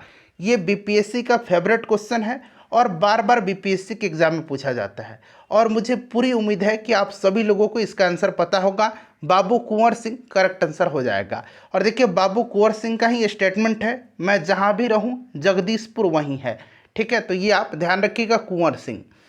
चलिए, उसके बाद देखिए अगला प्रश्न पूछा गया है कि निम्नलिखित में से, थोड़ा सा मैं छोटा कर दे रहा हूँ ताकि पूरा ये स्क्रीन पर एडजस्ट हो जाए। देखिए, निम्नलिखित में से कौन प्रारंभिक औपनिवेशिक शासन के दौरान साल्ट पीटर यानी कि सेंधा नून के निर्माण का सबसे महत्वपूर्ण केंद्र था? तो देखिए फ्रेंड्स, इसमें से अगर हम बात करते हैं तो प्रारंभिक औपनिवेशिक शासन काल के दौरान साल्ट पीटर यानी कि जो सेंधा नमक है, सेंधा नून के निर्माण का सबसे महत्वपूर्ण केंद्र जो था, यह आपका बिहार था, ठीक है। तो इसको आप ध्यान। चलिए, उसके बाद देखिएगा कि अस्थाई बंदोबस्त 1793 में लॉर्ड कॉर्नवालिस के द्वारा कहाँ लागू किया गया था? अब देखिए, सबसे पहले तो आपको याद रखना है अस्थाई बंदोबस्त जो है ये लागू किसने किया था? तो लॉर्ड कॉर्नवालिस ने। कब किया था? तो 1793 में किया था, ठीक है। और कहाँ पर? तो आपको ध्यान रखना है ये किया था आपका बंगाल, बिहार और उड़ीसा में। ऑप्शन नंबर यहाँ पर बी करेक्ट आंसर हो जाएगा। अच्छा, लॉर्ड कॉर्नवालिस को भारत में सिविल सेवा के जनक के रूप में भी जाना जाता है, तो साथ साथ आप ये भी पॉइंट ध्यान रखिएगा। और इसमें देखिए, ध्यान रखिएगा कि जमींदारों को किसान से वसूल किए गए भू राजस्व की कुल रकम का 10/11 भाग कंपनी को देना था तथा 1/11 भाग स्वयं रखना था। तो इसे भी आप ध्यान रखिएगा। चलिए, उसके बाद देखिए ये प्रश्न इंपॉर्टेंट है, ठीक है। देखिए पूरा प्रश्न पढ़िए। ये है भागा जतिन, इनके बारे में पूछा गया है कि निम्नलिखित में से कौन सा कथन सही है भागा जतिन के बारे में, ठीक है। तो देखिए ध्यान दीजिएगा, अगर हम बात करते हैं भागा जतिन तो विद जुगांतर, यहाँ पर ये बना लीजिएगा इस तरह से जुगांतर, ठीक है ना, ये जुगांतर क्रांतिकारी समूह से जुड़े थे। बिल्कुल जुगांतर के संस्थापक सदस्यों में से एक रहे थे ये। और बारिंद्र घोष के साथ जतिन ने देवघर के पास एक बम फैक्ट्री स्थापित किया था। तो ये ध्यान रखिएगा आप, ठीक है। तो ये जुगांतर क्रांतिकारी समूह से जुड़े थे और 1915 में बालासोर में ब्रिटिश बलों से लड़ते हुए शहीद हुए थे। इनको गोली लगी थी और ये शहीद हो गए थे। तो ऑप्शन नंबर यहाँ पर बीज होगा, बिल्कुल करेक्ट आंसर हो जाएगा भागा जतिन के बारे में, ठीक है। थोड़ा सा मैं बड़ा कर देता हूँ ताकि आपको ये वाला ऑप्शन दिख जाए, ठीक है, ध्यान रखिए। उसके बाद देखिएगा कि भारतीय राष्ट्रीय आंदोलन के दौरान, थोड़ा सा छोटा कर दे रहा हूँ ताकि पूरा आपको ये दिखाई दे स्पष्ट रूप से, ठीक है। चलिए अब देखिएगा, भारतीय राष्ट्रीय आंदोलन के दौरान बदरुद्दीन तैयब जी का कौन सा योगदान प्रमुख रूप से जाना जाता है।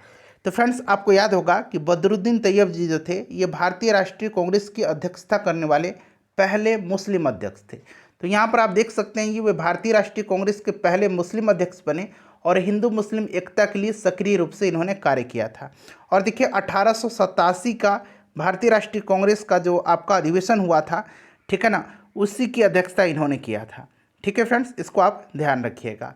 चलिए और आप लोग कमेंट करके बताइए कि 1887 में ये भारतीय राष्ट्रीय कांग्रेस का अधिवेशन कहाँ पर हुआ था। अच्छा 1885 में पहला आपको याद होगा कि WC बनर्जी की अध्यक्षता में बम्बई में हुआ था। दूसरा 1886 में जो है दादा भाई नौरोजी की अध्यक्षता में कोलकाता में हुआ था।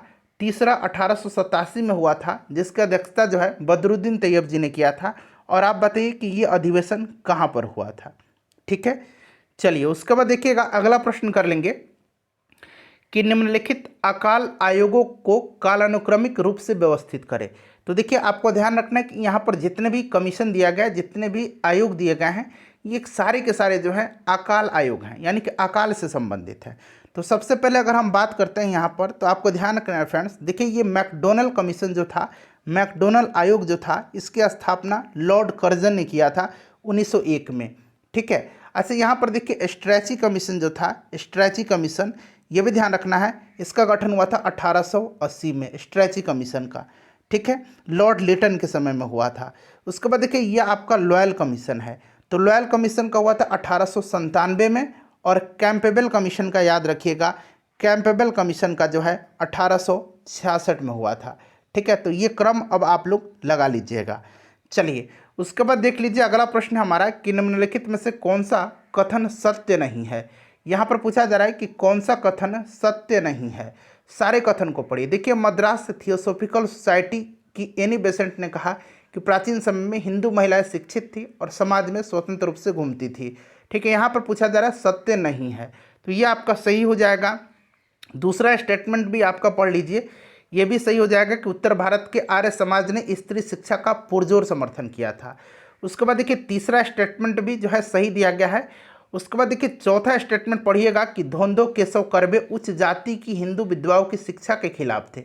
नहीं, यही पूछा जा रहा है कि कौन सा कथन सही नहीं है, तो ऑप्शन डी यहाँ पर करेक्ट आंसर हो जाएगा। देखिए धोंदो केशव कर्वे, जिनको कि शॉर्ट में DK कर्वे कहा जाता है, इन्होंने पश्चिमी भारत में एक समाज सुधारक और शिक्षक के रूप में कार्य किया था।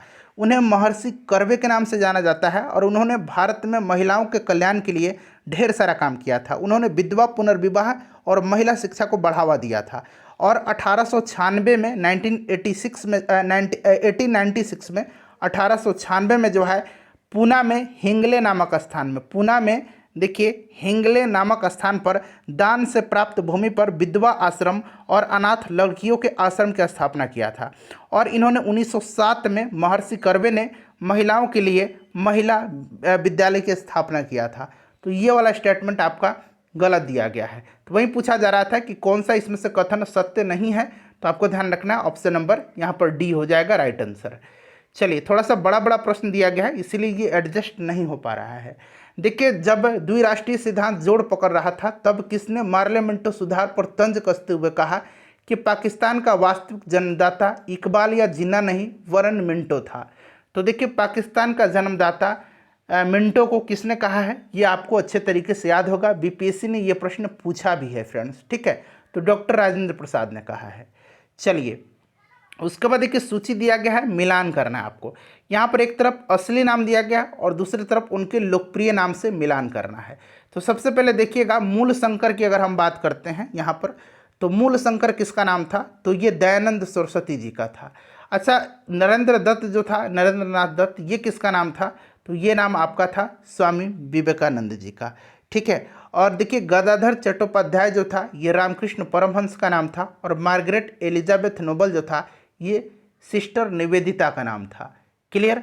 तो यहाँ पर मैंने आपको मिला दिया है। अब आप लोग यहाँ पर इजीली देख सकते हैं, ए का 3 हो जाएगा, उसके बाद देखिए बी का 4 हो जाएगा, सी का 1 हो जाएगा और डी का 2 हो जाएगा। ठीक है, तो यहाँ से आंसर आपको बताना है, तो आप इजीली ए का 3, बी का 4, सी का 1 और डी का 2। ठीक है, चलिए उसके बाद देख लीजिएगा कि स्पेनिश फ्लू जो है सबसे पहले 1918 में भारत के किस शहर में पहुंचा था? Spanish flu. तो स्पेनिश फ्लू जो है 1918 में सबसे पहले भारत में ये बम्बई में पहुंचा था। याद रखिएगा 1918 में। ठीक है, चलिए उसके बाद देखिएगा कि सहमति आयु अधिनियम 1891 के संबंध में निम्नलिखित कथन पर विचार करें। सहमति आयु अधिनियम के बारे में देखिए, ये अधिनियम जो था ना 1891 में आया था। सहमति की आयु अधिनियम महिलाओं के लिए विवाह की आयु को बढ़ा करके 12 वर्ष कर दिया था। ठीक है ना, कितना कर दिया गया था? 12 वर्ष। इसने जो है विवाह की आयु 10 वर्ष से बढ़ा करके 12 वर्ष इसमें कर दिया गया था। ठीक है, और सर एंड्रयू स्कोबल ने इस विधेयक को विधान परिषद में पेश किया था। यह अधिनियम लॉर्ड लैंसडाउन के कार्यकाल में पारित किया गया था। ठीक है, तो इतना आप याद रखिएगा। और देखिए यहाँ पर यह बम्बई में एक पारसी सुधारक बहराम जी मालाबारी थी जिन्होंने इसकी वकालत किया था। ये करेक्ट दिया गया है, ये वाला स्टेटमेंट आपका गलत दिया गया है। दूसरा ऑप्शन यहाँ पर देखिए, पहला सत्य है, दूसरा गलत है। तो वही पूछ रहा है कि इनमें से कौन सा कथन सत्य है, तो केवल यहाँ पर एक जो होगा आपका करेक्ट आंसर हो जाएगा। ठीक है, उसके बाद देखिएगा कि भारतीय इतिहास के संदर्भ में निम्नलिखित कथनों पर विचार करें। देखिए डचों ने गजपति शासकों के द्वारा दी गई भूमि पर पूर्वी तट पर अपने कारखाने या गोदाम स्थापित किए थे। तो यहाँ पर ये वाला स्टेटमेंट जो होगा ना ये आपका गलत हो जाएगा। और देखिए अल्फांसो द अल्बुकर्क ने बीजापुर सुल्तान से गोवा पर कब्जा किया था। बिल्कुल, देखिए अल्फांसो द अल्बुकर्क जो था ना इसने 1510 में जो है बीजापुर के सुल्तान जो आदिल शाह था उसी से गोवा छीना था। ठीक है, तो ये करेक्ट दिया गया है। और दूसरा देखिएगा कि विजयनगरम साम्राज्य के लिए एक प्रतिनिधि से पट्टे पर ली गई जमीन पर मद्रास के कारखाना स्थापित किया गया, यह भी आपका करेक्ट है। तो दूसरा और तीसरा यहाँ पर करेक्ट दिया गया है। तो यहाँ पर आप देख सकते हैं दूसरा और तीसरा करेक्ट आंसर हो जाएगा। ठीक है, और देखिए डचों ने पूर्वी तट पर अपना पहला कारखाना मसूलीपट्टनम में, वर्तमान में आंध्र प्रदेश में जो है 1605 में स्थापित किया था। तो ये चीज़ आपको पहले से पता होगा। चलिए उसके बाद देख लीजिएगा कि निम्नलिखित में से कौन सा नेता बिहार में चंपारण सत्याग्रह कब हुआ था? 1917 में हुआ था, के प्रमुख के रूप से जुड़े थे, जो भारतीय जन आंदोलनों में महात्मा गांधी की पहली सक्रिय भागीदारी थी। ठीक है, अब देखिए 1917 का जो चंपारण सत्याग्रह है, थोड़ा सा इसके बारे में जान लीजिए। ये मूलतः तिनकटिया प्रथा के खिलाफ था। और देखिए तिनकटिया प्रथा क्या होती थी, तो बिहार में नील की खेती होती थी, जहाँ पर 20 कट्ठे में 3 कट्ठे पर नील की खेती करना अनिवार्य होता था। तो यहाँ के किसानों की दशा जो थी ये काफ़ी दयनीय थी, काफ़ी जो है स्थिति इनकी खराब थी। और इसी के लिए 1916 में जो है आपको याद होगा कि महात्मा गांधी जी से जो लखनऊ में अधिवेशन हुआ था भारतीय राष्ट्रीय कांग्रेस का, वहीं पर गांधी जी से राजकुमार शुक्ल जी मिलते हैं और उन्होंने चंपारण आने के लिए गांधी जी से निवेदन किया था। और गांधी जी स्वीकार करते हुए 1917 में चंपारण की धरती पर आए और उन्होंने ये चंपारण सत्याग्रह चलाया था। और एक और प्रश्न बीपीएससी ने पूछा था कि गांधी जी की जान यहाँ पर किसने बचाई थी, तो बतख मियाँ ने बचाया था। ठीक है ना, भोजन में जहर देकर के मारने का प्लान किया गया था गांधी जी को, तो बतख मियाँ ने जान बचाया था।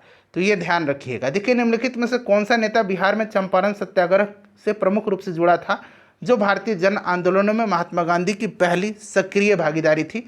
तो ये डॉक्टर राजेंद्र प्रसाद ही थे। ठीक है ना, तो पहला ऑप्शन बिल्कुल राइट आंसर हो जाएगा। बाकी भी आप देख सकते हैं। ठीक है, चलिए उसके बाद देखिए निम्नलिखित में से किस घटना ने भारतीय राष्ट्रीय कांग्रेस द्वारा असहयोग आंदोलन की औपचारिक शुरुआत किया? तो यहाँ पर आप देख सकते हैं यह आपका हो जाएगा कांग्रेस का नागपुर अधिवेशन 1920। असहयोग आंदोलन स्टार्ट हुआ था 1 अगस्त 1920 को। ठीक है ना, चलिए उसके बाद देखिएगा कि निम्नलिखित में से किस अभिलेख में समुद्रगुप्त को परम भागवत कहा गया है? समुद्रगुप्त को परम भागवत कहा गया है।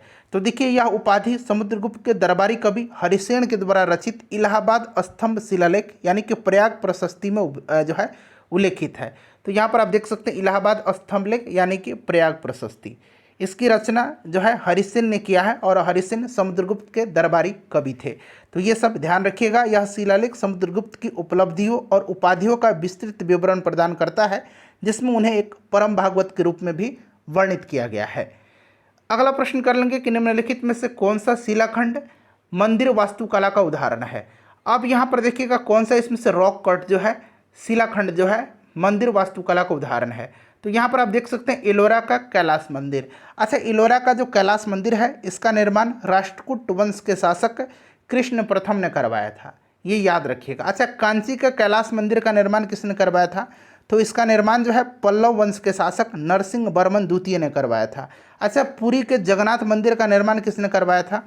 तो याद रखिएगा पुरी के जगन्नाथ मंदिर का निर्माण जो है गंग वंश के शासकों ने करवाया था। और तंजावुर के राज मंदिर का निर्माण जो है ये चोल वंश के शासक थे, इनका नाम याद रखिएगा, इनका नाम है राज चोल ने करवाया था, ठीक है ना, या राज प्रथम भी कहते हैं। और तंजौर में हुआ था और इसको बृहदेश्वर मंदिर या राजराजेश्वर मंदिर के नाम से भी जाना जाता है तंजौर को। चलिए देखिए, अशोक के किस शिलालेख में कलिंग युद्ध का वर्णन है? बड़ा ही इंपॉर्टेंट क्वेश्चन है और निश्चित रूप से आपको याद होगा, ये आपका अशोक का 13वां शिलालेख है, ठीक है, जिसमें कलिंग युद्ध का वर्णन हुआ है।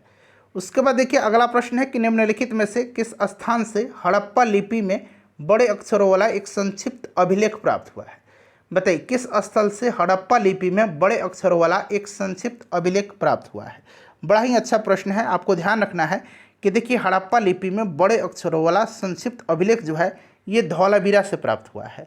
यह शिलालेख जिसे धौलावीरा साइन बोर्ड भी कहा जाता है, धौलावीरा साइन बोर्ड भी इसको कहा जाता है, ठीक है, धौलावीरा साइन बोर्ड भी कहा जाता है। 10 बड़े आकार के हड़प्पा के चिन्हों से ये युक्त है, ठीक है, धौलावीरा से ये प्राप्त हुआ है।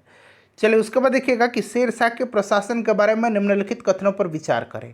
और यहाँ पर देखिए आपका 2 कथन दिया गया है, निम्नलिखित में से कौन सा कथन यहाँ पर आपका सत्य दिया गया है, ये आपसे पूछा जा रहा है, ठीक है। तो मैं आपको बता देता हूँ, देखिए पहले जान लीजिए दोनों कथन सत्य हैं यहाँ पर, अब आराम से दोनों को पढ़ लीजिए, ठीक है ना। शेर शाह के साम्राज्य को 47 सरकार में विभाजित किया गया था। चीफ सिकदार जो कानून व्यवस्था होता था उसका मतलब चीफ होता था, और चीफ मुंसिफ जो जज होता था। प्रत्येक सरकार में प्रशासन के 2-2 प्रभारी अधिकारी थे और प्रत्येक सरकार को कई परगनों में विभाजित किया गया था। बिल्कुल दोनों स्टेटमेंट यहाँ पर सही दिए गए हैं। उसके बाद देखिए निम्नलिखित में से कौन सा विकल्प मुगल मनसबदारी प्रथा के बारे में सही नहीं है? अब देखिए मुगल मनसबदारी प्रथा के बारे में सही नहीं है। देखिए उन्हें नगद के साथ साथ जागीर भी मनसब को प्राप्त होता था, ये आपका बिल्कुल करेक्ट है। नगद के साथ साथ जागीरें भी दी जाती थी। उन्हें सशस्त्र बल बनाए रखने होते थे और देखिए उनको जो है समय समय पर स्थानांतरित भी किया जाता था। तो यहाँ पर दिया गया उन्हें स्थानांतरित नहीं किया जा सकता था, नहीं उनको स्थानांतरित किया जा सकता था। तो यही स्टेटमेंट जो है सही नहीं है, जो कि प्रश्न में पूछ रहा है। उन्हें सशस्त्र या मशरूत मनसब दिया जाता था, ये करेक्ट है, ठीक है। तो ऑप्शन सी यहाँ पर आपका इनकरेक्ट दिया गया है, ऑप्शन सी गलत दिया गया है। चलिए उसके बाद देख लीजिएगा कि मुगल काल में निम्नलिखित में से कौन शाही परिवार की आवश्यकताओं की पूर्ति करता था? मुगल काल में शाही परिवार की आवश्यकताओं की पूर्ति, तो फ्रेंड्स ये मीर समन था, मीर समन, ठीक है ना, मीर समन। यहाँ पर मीर समान लिख दिया गया, इस तरह से भी लिखा जाता है मीर समन, याद रखिएगा। और इसको खाने समन के नाम से भी जाना जाता है, खान ए समन के नाम से भी, खान ए समन के नाम से भी, ठीक है, याद रखिएगा। देखिए मुगल काल में शाही परिवार की आवश्यकताओं की पूर्ति मुख्य रूप से मीर समन नामक अधिकारी करता था, जो शाही घराने के सभी सामानों, रसद, कपड़ों, खान पान और अन्य सभी जरूरतों के उत्पादन और आपूर्ति के लिए जिम्मेदार होता था। चलिए उसके बाद देखिएगा कि बलवन से कौन संबंधित नहीं है? बलवन से, तो देखिए यहाँ पर संबंधित नहीं पूछा गया है, बताइए। तो यहाँ पर आपका हो जाएगा पूंजी का हस्तांतरण, ठीक है ना, option number D right answer हो जाएगा। रक्त और लौह की नीति अपनाया था इसने, ठीक है, और ये तुर्क चहलगामी जो था इसका विनाश इसने किया था। चलिए उसके बाद देखिएगा कि निम्नलिखित में से किस अखबार ने नील विद्रोह के दौरान इंडिगो प्लांटर्स की कड़ी निंदा की और कृषकों के पक्ष में समर्थन किया था? तो ये कौन सा अखबार था? तो हिंदू पैट्रियट था, ये याद रखिएगा। ये बीपीएससी प्रश्न इस तरह से पूछता है और ऑलरेडी ये प्रश्न जो है बीपीएससी में पूछा जा चुका है। देखिए उसके बाद देखिएगा, और मॉडर्न हिस्ट्री मैंने 4 घंटे का महामैराथन कराया हुआ है, जाकर के देख लीजिएगा। बिहार हिस्ट्री भी मैंने कराया हुआ अलग वीडियो में, और बिहार ज्योग्राफी भी मैंने कराया हुआ है। साथ ही साथ इंडियन ज्योग्राफी भी मैंने 2 घंटे का सेशन है उसको कवर कराया हुआ है।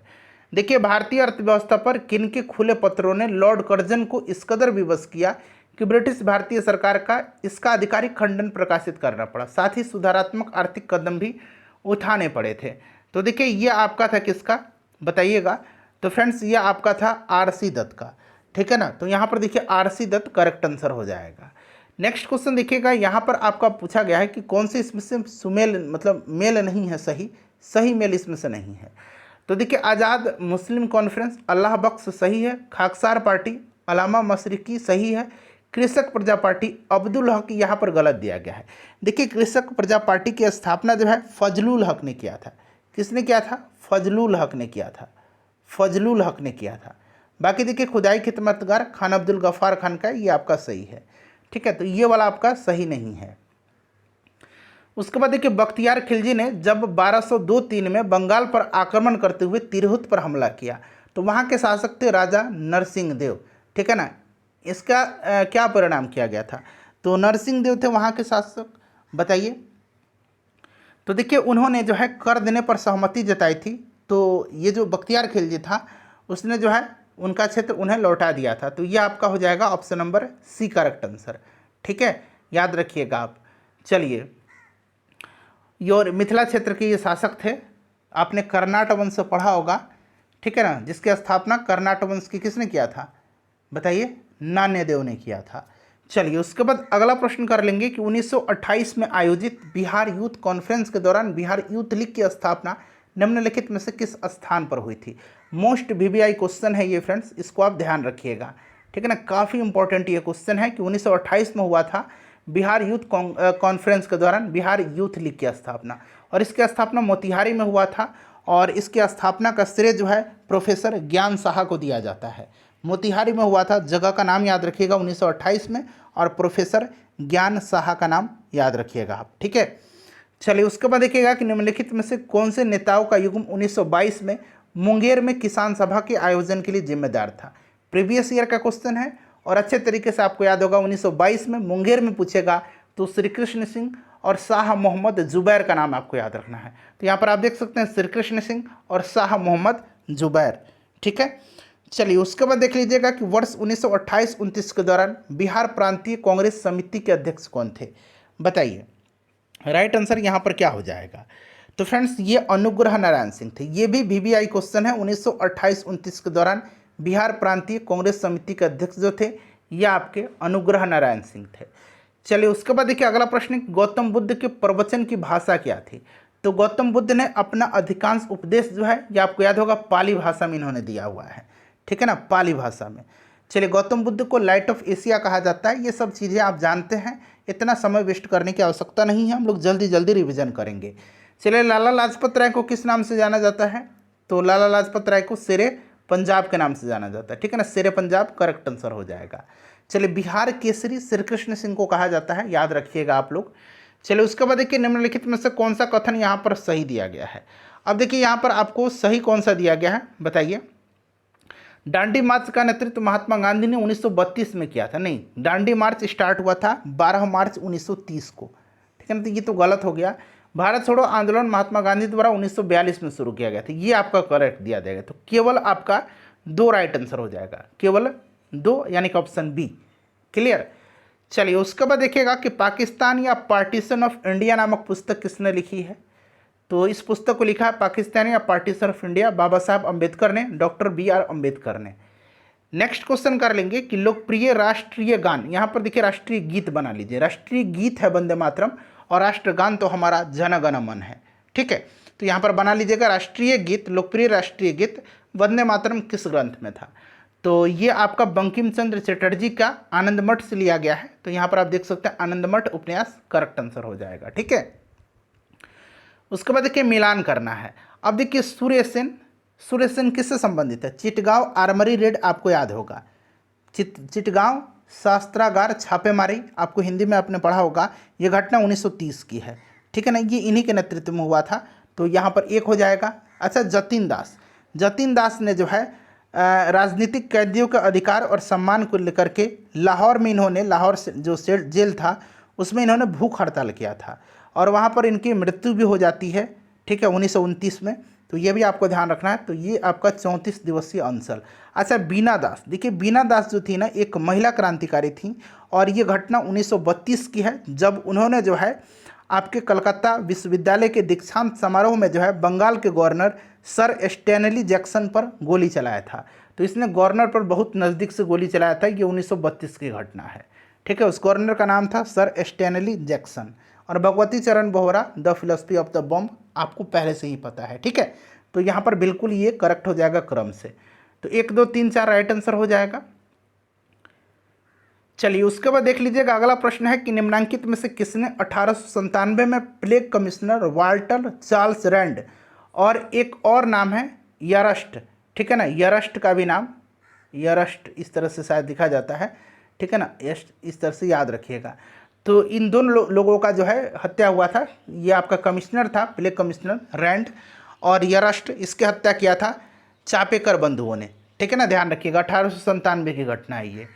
चलिए पुणे में देखिएगा कि मराठी में अवंतिकाबाई गोखले द्वारा लिखित महात्मा गांधी की जीवनी की प्रस्तावना किसने लिखी थी। ये नया प्रश्न आपके लिए हो सकता है, काफ़ी इंपॉर्टेंट क्वेश्चन है, ये कुछ दिन तक रिपीट जरूर किया जाएगा परीक्षा में। मराठी में है अवंतिकाबाई गोखले द्वारा लिखित महात्मा गांधी की जीवनी की प्रस्तावना, तो ये बाल गंगाधर तिलक ने, ठीक है ना। ये अवंतिकाबाई गोखले का भी नाम आप याद रखिएगा। क्लियर।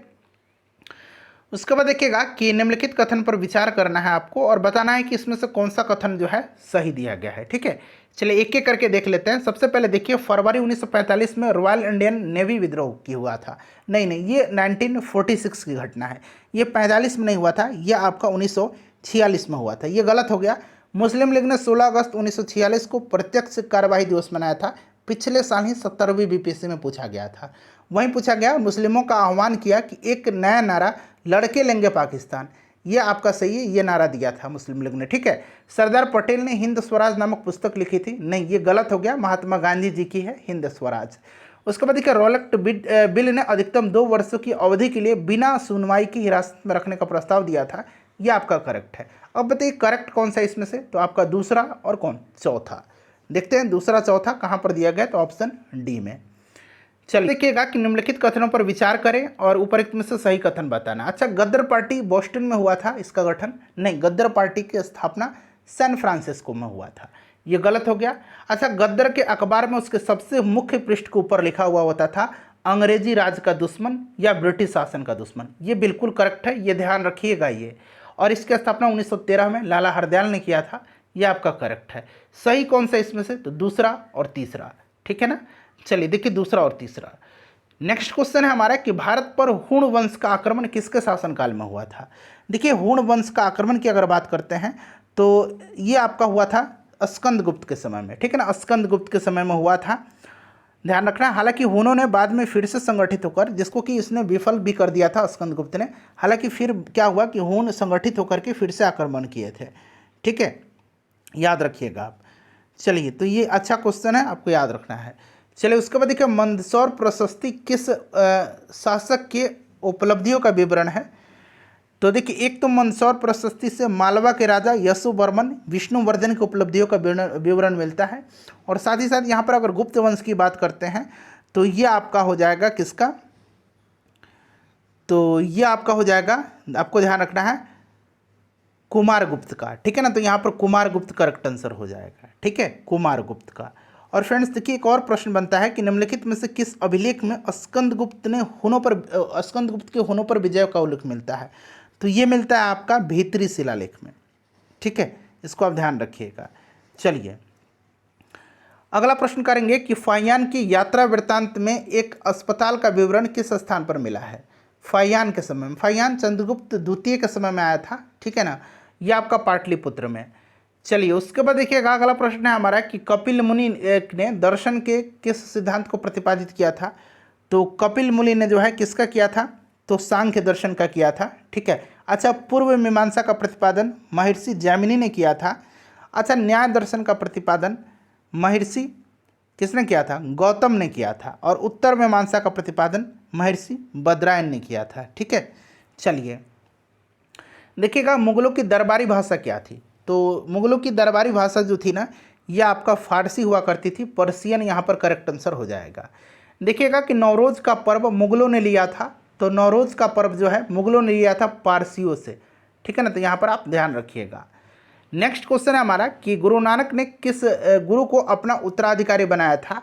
तो गुरु नानक जो है सिख धर्म के संस्थापक थे और पहले गुरु थे, और इनके बाद जो है ना इन्होंने अपने भाई लहना को अब उत्तराधिकारी चुना था, और गुरु लहना का नाम बदल करके गुरु अंगद देव रखा गया था बाद में, आपको ध्यान भी होगा, तो गुरु अंगद देव ध्यान रखिएगा।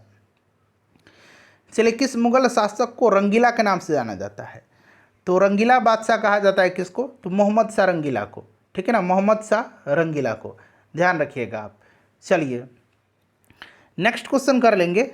अगला प्रश्न है हमारा कि सिंध किस ब्रिटिश के दौरान विजित किया गया था। तो देखिए, सिंध को जो है जॉन नेपियर ने मिलाया था, और ये सिंध विजित हुआ था लॉर्ड एलन ब्लो के समय में, ठीक है ना, जॉन नेपियर ने मिलाया था, और ये आपका लॉर्ड एलन ब्लो के समय की घटना है।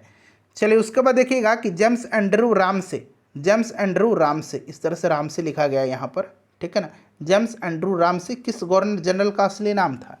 अब देखिए इस तरह से भी पूछा जा रहा है, जेम्स एंड्रू ब्राउन रामसे पूरा नाम है, और ये डलहौजी का नाम था, जेम्स एंड्रू ब्राउन रामसे, ठीक है ना, याद रखिएगा। चलिए उसके बाद देखिएगा अगला प्रश्न कर लेंगे। ये सब डलहौजी के बारे में आपको याद होगा, डॉक्ट्रिन ऑफ लैप्स इसने लाया था। उसके बाद इसी के समय रेलवे, टेलीग्राफ, लोक निर्माण विभाग जैसे सुधार की नींव रखी गई थी, ठीक है। चलिए उसके बाद देखिएगा क्रिप्स मिशन के बारे में कौन सा सत्य है। पहले आप बता देता हूँ, देखिए पहला भी सत्य दिया गया, दूसरा भी। भारत का संविधान भारतीय लोगों की निर्वाचित संविधान सभा के द्वारा तैयार किया जाना चाहिए था, और देखिए संविधान में जो है भारत को अलग डोमिनियन स्टेट्स, ब्रिटिश राष्ट्रमंडल देशों के समान भागीदारी दी जानी चाहिए। दोनों स्टेटमेंट यहाँ पर करेक्ट दिया गया है, इसलिए यहाँ पर आपका ए और बी दोनों हो जाएगा। चलिए उसके बाद देखिए अगला प्रश्न क्या है कि महात्मा गांधी ने असहयोग आंदोलन के दौरान विरोध स्वरूप एक पुरस्कार लौटाया था, वह पुरस्कार कौन था। तो देखिए वह पुरस्कार तक कैसरी हिंद की उपाधि इन्होंने लौटाया था, ठीक है ना। अच्छा फ्रेंड्स, देखिए नाइटहुड की उपाधि रविन्द्रनाथ टैगोर ने लौटाया था जालियांवाला बाग हत्याकांड के विरोध में, और राय बहादुर की उपाधि जो है जमुनालाल बजाज ने लौटाया था, ठीक है। देखिए उसके बाद देखिए बारदोली नो टैक्स अभियान का नेतृत्व किसने किया था। अच्छा ये प्रश्न एक एग्जाम में और पूछा गया इसी साल कि बारदोली नो टैक्स अभियान कब हुआ था। तो याद रखिएगा 1928 में हुआ था, और नो टैक्स अभियान का नेतृत्व बारदोली में सरदार वल्लभ भाई पटेल ने किया था, ठीक है। उसके बाद देखिएगा कि तिलक स्वराज फंड की शुरुआत, VVI क्वेश्चन है ये। देखिए तिलक स्वराज फंड की शुरुआत जो है निम्नलिखित में से किस आंदोलन को वित्त पोषित करने के लिए किया गया था। देखिए तिलक स्वराज फंड की शुरुआत जो है ना ये शुरू किया गया था आपका असहयोग आंदोलन के समय में, ठीक है ना। तो असहयोग आंदोलन को वित्त पोषित करने के लिए महात्मा गांधी जी ने स्टार्ट किया था। चलिए उसके बाद देखिएगा कि बिहार प्रांतीय किसान सभा की स्थापना कब हुई थी। तो देखिए बिहार प्रांतीय किसान सभा की स्थापना 1929 में हमने पढ़ा है कि स्वामी शाहजानंद सरस्वती जी ने किया था, ठीक है। तो 1929 ऑप्शन में तो नहीं दिया गया, आप इसको 1929 बनाकर टिक लगा लीजिए, ठीक है। चलिए उसके बाद देखिएगा कि नेताजी सुभाष चंद्र बोस ने किस वर्ष फॉरवर्ड ब्लॉक पार्टी बनाई थी। तो 1938 में इन्होंने जो है आपका हरिपुरा अधिवेशन हुआ था उसकी अध्यक्षता किया था। 1939 में त्रिपुरी अधिवेशन की अध्यक्षता किया था। बाद में इनको जो है कांग्रेस के जो अध्यक्ष पद से हटाया गया था, और 1939 में ही इन्होंने जो है फॉरवर्ड ब्लॉक पार्टी बनाई थी, और इनका हटने के बाद डॉक्टर राजेंद्र प्रसाद को कांग्रेस का प्रेसिडेंट बनाया गया था, ठीक है। देखिए इल्बर्ट बिल विवाद किससे संबंधित था। अच्छा ये इल्बर्ट बिल जो है ना ये लॉर्ड रिपन के समय की घटना है, इल्बर्ट बिल, ठीक है ना, आपको याद रखना है। इल्बर्ट बिल लॉर्ड रिपन के समय में आपका 1883 में आया था, और दरअसल ये यूरोपीय जो आपकी यूरोपीय के मुकदमे से संबंधित जो भारतीय मजिस्ट्रेट पर लगाई गई अयोग्यता को हटाना था। तो एक तरह का न्यायपालिका में नस्लीय भेदभाव को समाप्त करना था, जिसका अंग्रेजों ने पुरजोर विरोध किया था, ठीक है ना। इस विधेयक को पेश करने के पीछे मुख्य उद्देश्य भारतीय न्यायाधीशों को सत्र अदालतों में ब्रिटिश से जुड़े मामलों में मुकदमा चलाने की अनुमति देना था, ठीक। देख लीजिएगा कि 1923 में बिहार में जो है स्वराज दल की स्थापना किसने किया था। तो स्वराज दल की स्थापना श्री कृष्ण सिंह जी के नेतृत्व में हुआ था बिहार में, ठीक है, और नारायण प्रसाद को इसका अध्यक्ष बनाया गया था, ध्यान रखिएगा आप। चलिए उसके बाद देखिए मथुरा मूर्तिकला शैली किसके शासनकाल में प्रारंभ हुई थी। तो गांधार मूर्तिकला और मथुरा मूर्तिकला इनका सबसे ज़्यादा विकास हुआ था कुषाण वंश के समय हुआ था, और कनिष्क के समय में, ठीक है ना। कुषाण वंश का सबसे प्रतापी शासक कनिष्क के शासनकाल में हुआ था। चलिए उसके बाद देखिएगा मिलान करना। अब देखिए लॉर्ड लिथुगो की कार्यकाल कब शुरू हुआ था, तो आपको अच्छे तरीके से याद होगा 1936 में स्टार्ट हुआ था, 1936 से 43 तक रहा था। लॉर्ड माउंटबेटन का 1947 से 48, तो 1947 से यहाँ पर। लॉर्ड विलिंगटन का पूछा जाएगा तो 1931 से 1936, ठीक है। और लॉर्ड वेबल 1944 हो जाएगा। मिला लीजिएगा भाई इसको अब आप लोग, ठीक है। चलिए अब देखिए यहाँ पर दो कथन, एक कथन एक है, यहाँ पर कथन दो है। ये कथन एक है, कथन दो है, ठीक है। उपरोक्त के आलोक में दिए गए विकल्पों में से सही चुनना है उत्तर आपको। अब चलिए एक एक करके देखते हैं। अभी हमने इल्बर्ट बिल के बारे में बताया है कि यह घटना 1883 की है, इल्बर्ट बिल की। तो ये तो गलत हो गया। इल्बर्ट बिल विवाद 1886 की नहीं है, 1883 की है, लॉर्ड रिपन के समय में आया था, ठीक है। अच्छा दूसरा पढ़िएगा कि भारतीय राष्ट्रीय कांग्रेस का प्रथम अधिवेशन बंबई में 1885 में हुआ था, WC बनर्जी की अध्यक्षता में। 72 प्रतिनिधियों ने हिस्सा लिया था, यह करेक्ट दिया गया। तो केवल दो ही सही है ना। चलिए तो देखिएगा, एक आपका असत्य है और कथन दो जो है सत्य है। चलिए उसके बाद देखिएगा कि 1880 में लॉर्ड लिटन ने सर रिचर्ड स्ट्रेची की अध्यक्षता में स्ट्रेची आयोग का गठन किया था। बताइए स्ट्रेची आयोग संबंधित किससे है? तो 1880 में याद रखना है, स्ट्रेची कमीशन का गठन हुआ था लॉर्ड लिटन के समय में। यह संबंधित है अकाल आयोग से, ठीक है ना। किससे संबंधित है? अकाल आयोग से। अभी हमने इसके बारे में पढ़ा भी है, कोई दिक्कत नहीं होनी चाहिए आपको, ठीक है। चलिए उसके बाद देख लीजिएगा कि गुप्त काल में, थोड़ा सा यहाँ आपको दिख नहीं रहा होगा, मैं बता देता हूँ। यहाँ पर गुप्त काल ये लिखा गया है, गुप्त काल। गुप्त काल में बृहद संहिता, बृहद संहिता यहाँ मैं लिख देता हूँ। गुप्त काल में बृहद संहिता की रचना किसने किया है? गुप्त काल में बृहद संहिता की रचना तो ये बराहमिहिर ने किया है, ठीक है। चलिए उसके बाद देखिएगा कि हुमायूंनामा की रचना मुगल सम्राट की पुत्री गुलबदन बेगम ने किया था। वह मुगल सम्राट कौन था? यानी कि देखिए गुलबदन बेगम किसकी बेटी थी, वही पूछा जा रहा है कि हुमायूंनामा की रचना किसने किया? गुलबदन बेगम ने। देखिए हुमायूंनामा की रचना मुगल सम्राट की पुत्री गुलबदन बेगम ने किया था। वह मुगल सम्राट कौन था? तो देखिए ये आपका बाबर था, ठीक है ना। बाबर की पुत्री थी ये, कौन? बाबर की पुत्री थी गुलबदन बेगम, हुमायूंनामा, ठीक है ना। और हुमायूं की सौतेली बहन थी। चलिए उसके बाद देखिए निम्नलिखित गुप्त शासकों पर विचार कीजिए और उन्हें सही कालानुक्रम में व्यवस्थित करना। अच्छा गुप्त वंश के बारे में तो आपको अच्छे तरीके से याद होगा फ्रेंड्स कि गुप्त वंश की स्थापना किसने किया था? तो गुप्त वंश की स्थापना श्रीगुप्त ने किया था। तो श्रीगुप्त पहला शासक हो गया, यहाँ मैं लिख देता हूँ।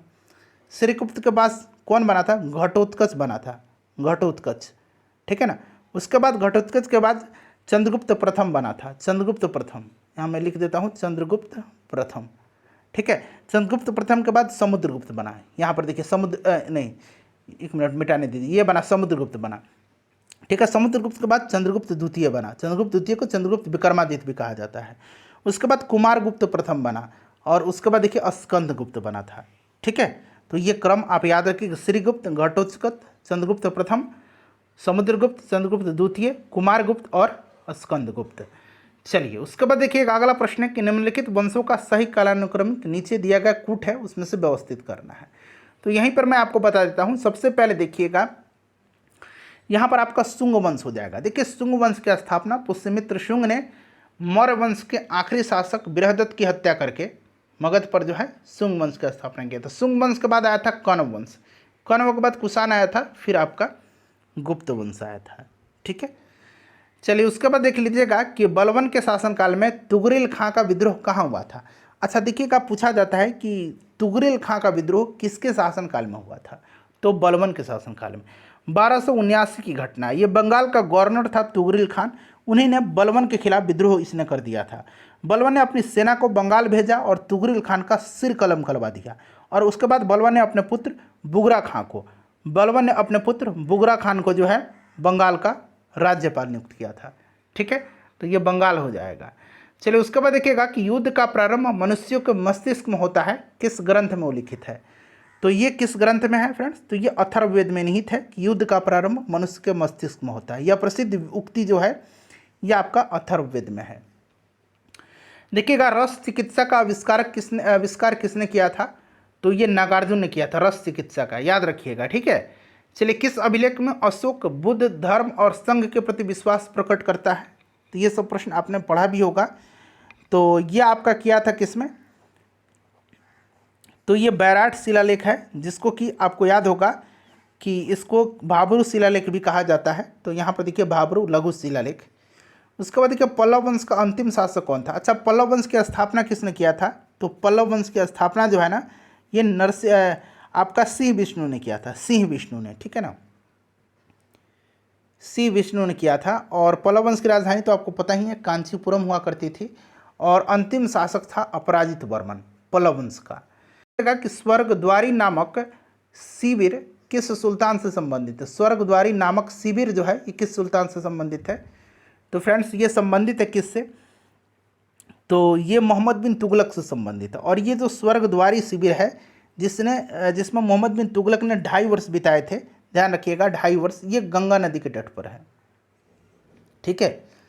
अगला प्रश्न है कि निम्नलिखित में से कौन सा सुल्तान बाहरी विश्व के लोगों के साथ करीबी कूटनीतिक, सांस्कृतिक और आर्थिक संपर्क का पक्षधर था?